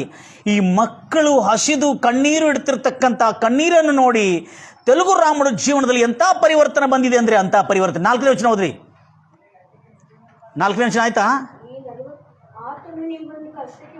ಕಷ್ಟಕ್ಕೆ ಆತನು ನಿಮ್ಮನ್ನು ದೀನರಾಗಿ ಆಗುವಂತೆ ಮಾಡಿ, ತಗ್ಗಿಸಿಕೊಳ್ಳುವಂತೆ ಮಾಡಿ, ಹಸುವೆಯಿಂದ ಬಳಲಿಸಿ, ನಿಮಗೂ ನಿಮ್ಮ ಪೂರ್ವಿಕರಿಗೂ ಗೊತ್ತಿಲ್ಲದ ಮನ್ನಾ ಎಂಬ ಪರಲೋಕದ ಆಹಾರವನ್ನು ಕೊಟ್ಟು ಪೋಷಿಸಿದನು. ಈ 40 ವರ್ಷ ನಿಮ್ಮ ಮೈ ಮೇಲಿದ ಉಡುಪು ಸವಿದು ಹೋಗಲಿಲ್ಲ, ಹೊಳೆ ಆಗಲಿಲ್ಲ, ನಿಮ್ಮ ಕಾಲುಗಳು ರೋಗದಿಂದ ಬಾವು ಬರಲಿಲ್ಲ. ತಂದೆ, ಲಕ್ಷ ಕೇಳ್ತೀರಿ, ನಮ್ಮ ದೇವರ ಪ್ರೀತಿ ಎಂತ ಪ್ರೀತಿ ಅಂದ್ರೆ the God's love is a fatherly love. ತಂದೆ ತನ್ನ ಮಗನನ್ನು ಹೇಗೆ ಶಿಕ್ಷಣ ಕೊಟ್ಟು ತಿದ್ದುಪಡಿ ಮಾಡುತ್ತಾನೆ, ಹಾಗೆ ದೇವರಾದ ಯೆಹೋವನು ನಮ್ಮನ್ನು ತಿದ್ದುಪಡಿ ಮಾಡುತ್ತಾನೆ ಎಂಬುದಾಗಿ ಹೇಳಲಾಗಿದೆ. ಇದು ಸರಿಯಾದ ತರ್ಜಮ, ಇಂಗ್ಲಿಷ್ ತರ್ಜಮ. ಅಲ್ಲಿ ಕನ್ನಡದಲ್ಲಿ ಸ್ವಲ್ಪ ಅಲ್ಪವಾಗಿ ಲೋಪವಾಗಿ ಬರೆಯಲ್ಪಟ್ಟಿದೆ. ಅಷ್ಟೇ ಅಲ್ಲದೆ ದೇವರು ಹಸಿದವಂತೆ ಯಾಕೆ ಮಾಡಿದಂದ್ರೆ ನಮ್ಮಲ್ಲಿ ದೀನತ್ವ ಬರೋದಕ್ಕಾಗಿ, ಆಮೇಲೆ ನಮಗೆ ಒಳ್ಳೇದು ಮಾಡೋದಕ್ಕಾಗಿ ಹೊರತು ಕೆಟ್ಟದ್ದು ಮಾಡೋದಕ್ಕಾಗಲ್ಲ. 16ನೇ ವಚನ, ಅರಣ್ಯದಲ್ಲಿ ಘನಘೋರ ಅರಣ್ಯದಲ್ಲಿ 15ನೇ ವಚನ. ಧರ್ಮೋಪದೇಶ ಕಾಂಡ 8ನೇ ಅಧ್ಯಾಯ 15ನೇ ವಚನ. ಆ ಕರ್ತನಾದ ದೇವರು ನಿಮಗೆ ದೀನರಾಗಿ ಮಾಡುವಂತೆ ಪರೀಕ್ಷಿಸಿದ ನಂತರ ಕಡೆಗೆ ಕಡೆಗೆ ಫೈನಲಿ ನಿಮಗೆ ಮೇಲು, ನಿಮಗೆ ಒಳ್ಳೆಯದನ್ನು ಮಾಡಬೇಕೆಂದು ಉದ್ದೇಶಿಸಿದ್ದಂತನೋ ಉದ್ದೇಶದಿಂದಲೇ ಐಗುಪ್ತ ದೇಶದಲ್ಲಿ ದಾಸರಾದ ನಿಮ್ಮನ್ನು ಬಿಡುಗಡೆ ಮಾಡಿದನು. Praise Lord. ಆ ಅರಣ್ಯದಲ್ಲಿ ದೀನರಾಗಿ ತಗ್ಗಿಸಿಕೊಳ್ಳ, ಗರ್ವ ಅಹಂಕಾರದಿಂದ ಇಳಿಸೋದಕ್ಕಾಗಿ. ಹೀಗೆ ಈ ತೆಲುಗು ರಾಮುಡು ಎಂಬ ವ್ಯಕ್ತಿ ಅವರ ಮಕ್ಕಳ ಕಣ್ಣೀರನ್ನು ನೋಡಿ ಅಲ್ಲೇ ಮೊಣಕಾಲ ಮೇಲೆ ಬಿದ್ದು ಏಸಯ್ಯ ತಗ್ಗಿಸಿಕೊಂಡಿದ್ದಾನೆ, ದೀನನಾಗಿದ್ದಾನೆ. ಏಸಯ್ಯ, ನಾನು ಪಾಪಿ, ನಾನು ಘೋರ ಪಾಪಿ ದೇವರೇ, ನಾನು ಮಾಡಿರುವ ಪಾಪದ ನಿಮಿತ್ತ ನನ್ನ ಮಕ್ಕಳು, ನನ್ನ ಹೆಂಡತಿ ಬೀದಿ ಪಾಲಾಗಿ ಊಟ ಆಹಾರ ಇಲ್ಲದೆ ಭಿಕ್ಷೆ ಬೇಡುವಂಥ ಸ್ಥಿತಿ ಆಯ್ತಲ್ಲ ದೇವರೇ, ನನ್ನ ಮಕ್ಕಳನ್ನು ಕಾಪಾಡು. ನಾನು ನಿನ್ನನ್ನು ನಂಬಿದ್ದೇನಲ್ಲ, ನೀನು ನನ್ನ ನಿಜವಾದ ದೇವರು, ನೀನು ರಕ್ಷಕನು, ನೀನು ಏಲಿಯನನ್ನು ಪೋಷಿಸಿರುವ ದೇವರು, ಅರಣ್ಯದಲ್ಲಿ ಕಾಗಿಗಳಿಂದ ಪೋಷಿಸಿದಿ, ಅರಣ್ಯದಲ್ಲಿ ಬರ್ತಿರ್ತಕ್ಕಂಥ ಇಸ್ರಾಯೇಲ್ ಜನಾಂಗವನ್ನು ಮನ್ನಾಯಿಂದ ಪೋಷಿಸಿ ಕರ್ತಾನೆ, ನನ್ನ ಮಕ್ಕಳಿಗೆ ಆಹಾರವನ್ನು ಕೊಡದೇವರೇ ಎಂಬುದಾಗಿ ಅಲ್ಲೇ ಕಣ್ಣೀರಿಟ್ಟು ಪ್ರಾರ್ಥನೆ ಮಾಡಿದಂತೆ. ಪ್ರಾರ್ಥನೆ ಮಾಡಿದ ಕೆಲವು ನಿಮಿಷಗಳಾದಮೇಲೆ ಪೊಲೀಸರು ಆ ಕೋರ್ಟಿನ ಆವರಣ, ನ್ಯಾಯಾಲಯದ ಆವರಣದಿಂದ ಜೀಪ್ನಲ್ಲಿ ಹತ್ತಿಸ್ಕೊಂಡು ಅವನನ್ನು ತೊಗೊಂಡು ಹೋಗ್ತಾರವಾಗ ಅವರ ಮಕ್ಕಳನ್ನು ಕೂಡ, ಅವರ ಹೆಂಡತಿಯನ್ನು ಕೂಡ ತಮ್ಮ ಜೊತೆಯಲ್ಲಿ ತೊಗೊಂಡ್ರಂತೆ ಅವರು ಪೊಲೀಸರು. ಹಲ್ಲೆಲೂಯಾ. ತಗೊಂಡು ಆ ಪೊಲೀಸರು ತನ್ನ ದುಡ್ಡು ಖರ್ಚು ಮಾಡಿ ಮಕ್ಕಳು ಮತ್ತು ತೆಲುಗು ರಾಮುಡು ಅಪರಾಧಿಯಾದ ಕುಖ್ಯಾತ ಅಪರಾಧಿಯ ಮಕ್ಕಳನ್ನು, ಅವರ ಹೆಂಡತಿಯನ್ನು ಅಲ್ಲಿ ಊಟ ಮಾಡಿಸಿ, ಹೊಟ್ಟೆ ತುಂಬ ಊಟ ಮಾಡಿಸಿ, ಈತನಿಗೂ ಊಟ ಮಾಡಿಸಿ, ಅವರ ಹೆಂಡತಿ ಮಕ್ಕಳಿಗೆ ಹೋಗುವಲಿಕ್ಕೆ ಬಸ್ ಫೇರ್ ಕೊಟ್ಟು, ಅವರ ರೇಷನ್ಗೆ ಈ 4-5 ಪೊಲೀಸ್ಗಳೆಲ್ಲ ದುಡ್ಡು ಜಮಾ ಮಾಡಿ ಪೊಲೀಸರು ಕೊಟ್ರಂತೆ ಅವರಿಗೆ. ಈ 4-5 ಪೊಲೀಸರು ಯಾರಂತ ಅವ್ರಿಗೆ ಗೊತ್ತಿಲ್ಲ ಇನ್ನೂ. Praise the Lord Jesus. ಆ 4-5 ಪೊಲೀಸರು ಕರುಣೆ ತೋರಿ ಅವರಿಗೆ 1 ತಿಂಗಳಿಗೆ ರೇಷನ್ ಬರೋಷ್ಟಕ್ಕೆ ಊಟ ಎಲ್ಲ ಹೊಟ್ಟೆ ತುಂಬ ಹೋಟೆಲ್ನ ಊಟ ಮಾಡಿಸಿ ಅವನು ಕಳಿಸಿದಂತೆ. ಯಾಕಂದರೆ ಈ ಪೊಲೀಸರು ಯೇಸು ಕ್ರಿಸ್ತನನ್ನು ನಂಬಿರುವ ಕ್ರೈಸ್ತವರಂತೆ. Praise the Lord Jesus. Telugu Ramudu ಅಂತ ಇಂಥ ಕ್ರೂರ ಅಪರಾಧಿ, ಇಂಥ ಕುಖ್ಯಾತ ಅಪರಾಧಿ, MLAಗಳು ಹೆದರ್ತಿರ್ತಕ್ಕಂಥ ಅಪರಾಧಿ, ಇಂಥ MLAಗಳ ಹತ್ರ ಜಬರಿಂದ ವಸೂಲು ಮಾಡ್ತಕ್ಕಂಥ ಅಪರಾಧಿ ಇಷ್ಟು ತಗ್ಗಿಸಿಕೊಂಡು ತನ್ನ ಜೀವನ ಬದಲಾವಣೆ ಆಯ್ತಂದ್ರೆ, ಅವನ ಜೀವನ ಬದಲಾವಣೆಯಾಗಿ ಒಂದು ಪಾಪ ದ್ರೋಹ ಕೃತ್ಯಗಳನ್ನು ಬಿಟ್ಟು ತಗ್ಗಿಸಿಕೊಂಡು ದೀನನಾಗಿ ಅಲ್ಲೇ ಮೊಣಕಾಲೂರಿ ತಗ್ಗಿಸಿಕೊಂಡನಲ್ಲ ಅಂತ ಹೇಳಿಕೊಂಡು ಅವನ ದೀನ ತಗ್ಗಿಸುವಿಕೆ, ಅವನ ಜೀವನದ ಮಾರ್ಪಾಟು ನೋಡಿ ಈ ಕ್ರೈಸ್ತ ಪೊಲೀಸರಿಗೂ ದಯೆ ಬಂದು ಅವರು ತನ್ನ ಕಡೆ ಇರುವ ಹಣ ಎಲ್ಲ ಜಮಾ ಮಾಡಿ, ಮಕ್ಕಳ 4-5 ಪೊಲೀಸ್ಗಳು ಹಣವನ್ನು ಜಮಾ ಮಾಡಿ ಅವರ ಹೆಂಡತಿಗೆ ರೇಷನ್ ಪಾನಿ ಕೊಟ್ಟು ಹೊಟ್ಟೆ ತುಂಬ ಊಟ ಕೊಟ್ಟು ಕಳಿಸಿದರಂತೆ. ಇವನು ಗೊತ್ತಿಲ್ಲ ಯಾರಿಗೆ, ಈ ತೆಲುಗು ರಾಮುಡು ಗೊತ್ತಿಲ್ಲ ಇವರು ಪೊಲೀಸರು ಕೂಡ ಯೇಸು ಕ್ರಿಸ್ತನ ನಂಬಿರ್ತಕ್ಕಂಥ ದೈವ ಭಕ್ತರೆಂಬುದಾಗಿ. ಆದರೆ ಒಳಗೆ ಹೋಗಿ ದೇವರನ್ನು ಕೊಂಡಾಡೋದನ್ನು ಎಡಬಿಡದೆ ಬಿಡಲಿಲ್ಲಂತೆ. ದೇವರು ನಿಜವಾಗಲೂ ಯೇಸು ಸತ್ಯನಿತ್ಯ ದೇವರು.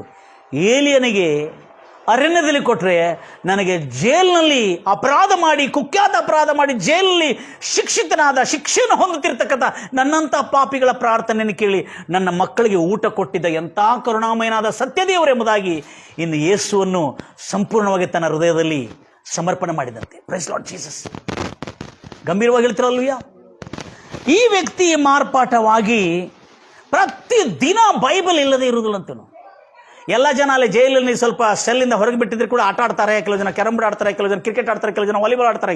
ಜೈಲಿನಲ್ಲಿ ದೊಡ್ಡ ಗ್ರೌಂಡ್ ಇರ್ತದೆ, ಅಲ್ಲೆಲ್ಲ ಆಟ ಆಡೋದು, ಕ್ಯಾರಮ್ ಬೋರ್ಡ್ ಆಡೋದೆಲ್ಲ ಇರ್ತದೆ, TV ಇರ್ತದೆ, ಎಲ್ಲ ಇರ್ತದೆ. ಆದರೆ ಆ ಸಮಯದಲ್ಲಿ TV ಇತ್ತು ಗೊತ್ತಿಲ್ಲ. ಆ ಸಮಯದಲ್ಲಿ ಏನಾಯಿತು, ಇವನು ಆಟ ಆಡೋದು ಬಿಟ್ಟು ಇವನು ತೆಗೆದುಕೊಂಡು ಒಂದು ಗಿಡದ ಕೆಳಗೆ, ಆ ಜೈಲಿನ ಆ ಕಾಂಪೌಂಡ್ ಕೋಟೆ ಒಳಗೆ ಅವನು ಗಿಡದ ಕೆಳಗೆ ಕೂತ್ಕೊಂಡು ಬೈಬಲನ್ನು ಓದ್ತಾ ಇರೋದನ್ನು ಪೊಲೀಸರೆಲ್ಲ ನೋಡಿ, ಏನಪ್ಪಾ ಬೈಬಲ್ ಓದ್ತಾ, ಏನು ಮಾಡ್ತಾ ಇದ್ದೀವಿ, ಬೈಬಲ್ ಯಾಕೆ ತೊಗೊಂಡು ಎಲ್ಲ ಓದಲಿಕ್ಕೆ. ಮತ್ತೊಂದು ಸಲ ನೋಡಿದ ಮತ್ತೊಂದು ಪೊಲೀಸು, ಯಾಕಪ್ಪ ಬೈಬಲ್ ತೊಗೊಂಡು ಓದಿ, ಇಲ್ಲ ನಾನು ಈ ಬೈಬಲ್ ಇಲ್ಲದ್ರೆ ಬದುಕಲಿಕ್ಕೆ ಆಗೋದಿಲ್ಲ ಅಂತ ಹೇಳಿದ್ರು. ಅವನ ಜೀವನ ಶೈಲಿನೇ ಪರಿಪೂರ್ಣವಾಗಿ ಬದಲಾವಣಾಗಿ ಯೇಸು ಕ್ರಿಸ್ತನ ವಾಕ್ಯಗಳನ್ನು, ಬೈಬಲನ್ನು ಓದಿ ಅವನ ಜೀವನ ಸಾತ್ವಿಕನಾಗಿ, ಒಂದು ಕುಖ್ಯಾತ ಅಪರಾಧಿ ಕ್ರೂರಿಯಾಗಿದ್ದನು, ಸಾತ್ವಿಕನು, ದೀನನು, ನಿಜ ಮನಸ್ಸಿಂದ ಯೇಸು ಕ್ರಿಸ್ತನ ವಾಕ್ಯವನ್ನು ಅಧೀನನಾಗಿ ಹಿಂಬಾಲಿಸಿ ನಡೆಯತಕ್ಕಂಥ ಒಂದು ಪರಮ ಭಕ್ತನಾದಂತೆ, ವಿಶ್ವಾಸಿಯಾದನು, ನಿಜ ಭಕ್ತನು. ಇಲ್ಲೇ ಭಕ್ತಿಯ ವೇಷ ಧರಿಸಿಕೊಂಡು ಕಳ್ಳತನ ಮಾಡ್ತಕ್ಕಂಥ, ದ್ರೋಹ ಮಾಡ್ತಕ್ಕಂಥ, ಅಪರಾಧ ಮಾಡ್ತಕ್ಕಂಥ ಭಾಳ ಜನ ಇದ್ದಾರೆ ಬೇಕ್ತಿಯ ವೇಷ ಧರಿಸಿಕೊಂಡು. ಆದರೆ ಈ ಮನುಷ್ಯ ನಿಜವಾದ ಕುಖ್ಯಾತ ಅಪರಾಧಿ, ಕಳ್ಳನಲ್ಲ, ದ್ರೋಹಿ ಅಪರಾಧಿ, ಕೊಲೆ ಮಾಡ್ತಕ್ಕಂಥವನು, ತಲೆಯನ್ನು ಬೇರು ಮಾಡಿದನು, ಕೈ ಕತ್ತರಿಸಿದನು, ಅಂಥ ಕ್ರೂರ. ಒಂದೆರಡಲ್ಲ, ಬಹಳಷ್ಟು ಕ್ರಿಮಿನಲ್ ಅಪರಾಧಗಳು ಇವನ ಮೇಲೆ. ಬಾಂಬ್ಗಳಿಂದ ಹಾರಿಸಿ ಕೊಂದಾಗಿದ್ದಂತೆ ಎಷ್ಟೋ ಜನರನ್ನು. ಅಂಥ ತೆಲುಗು ರಾಮುಡು ಅನ್ನತಕ್ಕಂಥ ವ್ಯಕ್ತಿ ಜೈಲಿನಲ್ಲಿ ಅವನಿಗೆ ಶಿಕ್ಷೆ ಆಯಿತು. ಕೋರ್ಟ್ನಲ್ಲಿ ಅವನ ಶಿಕ್ಷೆ ಪ್ರೂವ್ ಆಗಿ, ಅವನ ಅಪರಾಧ ಸಾಬೀತಾಗಿ ಅವನಿಗೆ ಶಿಕ್ಷೆ ಆಯಿತು. 2 ವರ್ಷ ಶಿಕ್ಷೆ ಆಯಿತು. ಆ ಶಿಕ್ಷೆಯಲ್ಲಿ ಕೂಡ ಬೈಬಲನ್ನು ಓದಿ ಯೇಸು ಕ್ರಿಸ್ತನ ಜೀವನದ ಮೌಲ್ಯಗಳನ್ನು ನಾವು ಕ್ಷಮಿಸಬೇಕು, ನಾವು ಕರುಣಿಸಬೇಕು, ನಾವು ದಯ ತೋಡಬೇಕು, ನಾವು ಪವಿತ್ರರಾಗಿರಬೇಕು, ನಾವು ಯಾರಿಗೆ ಕೇಡು ಮಾಡಬಾರ್ದು, ಒಂದು ಕೆರೆ ಹೊಡೆದ್ರೆ ಇನ್ನೊಂದು ಕೆರೆ ತೋರಿಸಬೇಕು. ಅದ್ಭುತವಾದಂಥ ಜೀವನದ ಮೌಲ್ಯಗಳನ್ನು ಯೇಸು ಕ್ರಿಸ್ತ ನಮಗಾಗಿ ಮಾಡಿರತಕ್ಕಂಥ ಆ ಸಿಲುಬೆ ಮರಣವನ್ನು, ಆ ಘನಘೋರವಾದಂಥ ಹಿಂಸೆಯನ್ನು ಅನುಭವಿಸಿ ನಮ್ಮ ಪಾಪ, ನಮ್ಮ ಶಾಪ, ನಮ್ಮ ರೋಗ, ನಮ್ಮ ಶಿಕ್ಷೆಯನ್ನು ಆತನು ಹೊತ್ತುಕೊಂಡು ನಮ್ಮನ್ನು ಶಿಕ್ಷಾಮುಕ್ತರಾಗಿ ಮಾಡಿ, ನಮ್ಮನ್ನು ದಂಡನೆ ಮುಕ್ತರಾಗಿ ಮಾಡಿದೆಂಬ ಈ ಬೈಬಲ್ನಲ್ಲಿ ಓದಿ ಪ್ರತಿ ಭಾನುವಾರ ಚರ್ಚಿನ ಪಾದಗಳೆಲ್ಲ ಬಂದು, ಪಾಸ್ಟರ್ಗಳೆಲ್ಲ ಬಂದು ಪ್ರಾರ್ಥನೆ ಮಾಡಿ, ವಾಕ್ಯ ಹಾಡಿ, ಅಲ್ಲಿ ಎಲ್ಲ ಜನರಿಗೆ ಫ್ರೂಟ್ಸ್ಗಳು ಕೊಟ್ಟು ಹೋಗ್ತಾರಂತೆ ಜೈಲಿನಲ್ಲಿ. Praise the Lord Jesus. ಹೀಗೆ ಈ ಮನುಷ್ಯ ಯೇಸು ಕ್ರಿಸ್ತನ ಸಂದೇಶವನ್ನು ಕೇಳಿ ಜೈಲಿನಲ್ಲಿ ತೆಲುಗು ರಾಮುಡು ಅನ್ನತಕ್ಕಂಥ ಕ್ರೂರ ಅಪರಾಧಿ ತನ್ನ ಜೀವನವನ್ನೇ ಸಾತ್ವಿಕನಾಗಿ, ಶಾಂತನಾಗಿ, ದೀನನಾಗಿ, ವಿನಯ ವಿನಮ್ರತೆಯಿಂದ ಆದಮೇಲೆ 2 ವರ್ಷ ನಂತರ 2 ವರ್ಷದ ನಂತರ ಈತನಿಗೆ ಬಿಡುಗಡೆ ಆಗ್ತದೆ. 2 ವರ್ಷ, ಆಫ್ಟರ್ 2 years ನಂತರ ಬಿಡುಗಡೆ. ಯಾಕಂದರೆ ಈತನ ಕಲ್ತಿದ್ದೇನು? ಕ್ಷಮಿಸುವುದನ್ನು, ದೇವರ ಕ್ಷಮೆಯನ್ನು. ದೇವರ ಎಂಥ ಅಪರಾಧಿ ಆದರೂ ಕ್ಷಮಿಸಿ ಅವನಿಗೆ ಅವಕಾಶ ಮಾಡಿ, ಅವನಿಗೆ ಬೆಳೀಲಿಕ್ಕೆ, ಬಲಪಡಲಿಕ್ಕೆ ಮತ್ತು ತಿರುಗಿ ಚೇತರಿಸಿಕೊಳ್ಳೋದಕ್ಕೆ, ದಾರಿಗೆ ಬರೋದಕ್ಕಾಗಿ, ಸುಧಾರಿಸಿಕೊಳ್ಳೋದಕ್ಕಾಗಿ ಅವಕಾಶ ಮಾಡಿರ್ತಕ್ಕಂಥ ಇವೆಲ್ಲವನ್ನು ಓದಿ ಇವನ ಜೀವನ ಮಾರ್ಪಾಟವಾಗಿ ಅಂದಿನಿಂದ ಸುಳ್ಳು, ಮೋಸ, ವಂಚನೆ, ದರೋಡೆ ಮತ್ತು ಈ ಒಂದು ಜಬರಿ ವಸೂಲಿ ಎಲ್ಲ ಬಿಟ್ಟು ಶಾಂತಿ, ಸಮಾಧಾನ, ಎಲ್ಲರ ಜೊತೆಯಲ್ಲಿ ಸಾಧ್ಯವಾದಷ್ಟು ಸಮಾಧಾನವಾಗಿದ್ದು ಬದುಕಿ ಕೆಲಸ ಮಾಡಿಕೊಂಡು ಬದುಕೋನು ಎಂಬುದಾಗಿ ಹೇಳಿಕೊಂಡು ಅವನ ಜೀವನವೇ ಮಾರ್ಪಾಟವಾಯ್ತಂತೆ. ಎಲ್ಲರೂ ಹೇಳ್ತೀರ ಅಲ್ಲೆಲೂಯಾ. ಆಗ ಈತನು ಜೈಲಿಂದ ಹೊರಗೆ ಬಂದು ಕೂಡಲೇ ತನ್ನ ಕರ್ನೂಲ್ ಎಂಬ ಡಿಸ್ಟಿಕ್ನಲ್ಲಿ ತನ್ನ ಗ್ರಾಮಕ್ಕೆ ಹೋಗಿದ್ದಾನಂತೆ, ತನ್ನ ಊರಿಗೆ ಹೋಗಿದ್ದಾನಂತೆ. ಚಿಕ್ಕ ಊರಿತ್ತಂಥದ್ದು. ಈತನು ಜೈಲು ಹೋಗಿ ಹೊರಗೆ ಬಂದ ಕೂಡಲೇ ಆ ಊರು ದೊಡ್ಡ ಟೌನ್ ಆಗಿ, ಸಿಟಿಯಾಗಿ ತಯಾರಾಗಿತ್ತಂತೆ. ಆದರೆ ತೆಲುಗು ರಾಮುಡು ರಿಲೀಸ್ ಆಗಿದ್ದಾನೆ ಜೈಲಿಂದ ಅಂತ ಕೇಳಿದ ಕೂಡಲೇ ಆ ಪೂರ ಡಿಸ್ಟಿಕ್ ಎಲ್ಲ, ಅಮ್ಮೋ ತೆಲುಗು ರಾಮುಡು ರಿಲೀಸ್ ಆಗ್ಯಾನತ್ತಪ್ಪ, ಅಪ್ಪ, ಎಲ್ಲರೂ ಗಡಗಡ, ಇವನು ಯಾಕೆ ಹೊರಗೆ ಬಂದಾನಪ್ಪ ಅಂತ ಎಲ್ಲ ಊರಿನಲ್ಲಿ ಗಡಗಡಗಡ ಭಯ, ಒಂದು ಪ್ಯಾನಿಕ್, ಒಂದು ಆತಂಕ ಉಂಟಾಯ್ತಂತೆ. ಎಲ್ಲರೂ ಹೇಳ್ತಿರಲ್ವಯ್ಯ. ಆದರೆ ತೆಲುಗು ರಾಮುಡು ದಾರಿ ಮೇಲೆ, ಬೀದಿ ಮೇಲೆ ಹೋಗ್ತಾ ಇರುವಾಗ, ಬಂದ ಕೂಡಲೇ ಆತನ ನಡೀತಾ ಇರುವಾಗ ಎಲ್ಲ ಜನ ಹೆದರ್ತಾರೆ. ಆತನ ಬಂದ ಕೂಡಲೇ ಆತನಿಗೆ ತಾವೇ ಬಂದು ಅಂಗಡಿ ಬಾರ್ ಶಾಪ್ ಅವರು, ಕ್ಲಬ್ನವರು ಮತ್ತು ಯಾವುದ್ಯಾವ್ದು ಶಾಪ್ಗಳಿರ್ತದೆ ಆ ಶಾಪ್ನವರು ಆತನ ಅಂಗಡಿ ಮುಚ್ಕೊಳ್ತಾರಂತೆ. ಕೆಲವರು ಏನು ಮಾಡ್ತಾರೆ, ದುಡ್ಡು ತಂದು ಕೊಟ್ಟಪ್ಪ, ನಮಗೇನು ಮಾಡಬೇಡಪ್ಪ ಅಂತ ದುಡ್ಡು ತಂದು ಕೊಟ್ಟು ಆತನ ಬಂದು ಜಬರಿ ವಸೂಲು ಮಾಡ್ಲಿಕ್ಕೆ ಮುಂಚೆ ಆ ಜಬರಿ ದುಡ್ಡನ್ನು, ಬಲವಂತವಾಗಿ ವಸೂಲು ಮಾಡೋ ದುಡ್ಡನ್ನು ಮೊದಲೇ ತಂದು ಕೊಡ್ತಾರೆ, ಅವ್ರ ಅಂಗಡಿಗಳು ನಡೆಸ್ಕೊಳ್ತಾ ಇರ್ತಂತೆ. ಈತನ ಬಂದ ಕೂಡಲೇ ಈತನಿಗೆ ದುಡ್ಡು ಕೊಡ್ಲು ಬಂದ್ರಂತೆ ಅವ್ರು ಯಾರು. ಮತ್ತು ಯಾರು ಅಂಗಡಿ ಬಂದ್ ಮಾಡ್ಕೊಳ್ತಾ ಇದ್ರೆ ಅವ್ರಿಗೆ ಹೇಳಿದಂತೆ, ನಿಲ್ಲು, ಅಂಗಡಿ ಯಾಕೆ ಬಂದ್ ಮಾಡ್ತದೆ? ಸರ್ ಹಮಾರೆ ಪಾಸ್ ಪೈಸಾ ನೈ ಹೈ. ಏನು ಹೇಳಿದ್ರು ಅವರು? ಅಯ್ಯ ಮಕ್ಕಳ ಡಬ್ಬು ಲೇದಯ್ಯ, ಕಷ್ಟಪಡ್ತೀನಮ್ಮಯ್ಯ ಅಂತ ಹೇಳಿದ್ರು. ಏನು? ತೆಲುಗು ರಾಮುಡು ಹತ್ರ. ಆವಾಗ ತೆಲುಗು ರಾಮುಡು ಹೇಳಿದಾನೆ, ಬಂದ್ ಮಾಡಬೇಕು, ನಾನು ನಿಮ್ಮ ಹತ್ರ ಹಣ ಕೇಳಲಿಕ್ಕೆ ಬಂದಿಲ್ಲ. ಹೌದಾ? ನನಗೆ ಹಣ ಕೊಡೋದು ಬೇಡ, ನೀವು ಭಯಪಡಬೇಡ್ರಿ, ಹೆದರಬೇಡ್ರಿ, ಇನ್ನು ಮುಂದೆ ನಾನು ಹಣ ಕೇಳೋದಿಲ್ಲ ಅಂತ. ಇವರೆಲ್ಲ ಆಶ್ಚರ್ಯ ಆಗ್ತಾರೆ. ಅಂಗಡಿ ಬಂದ್ ಮಾಡೋದು.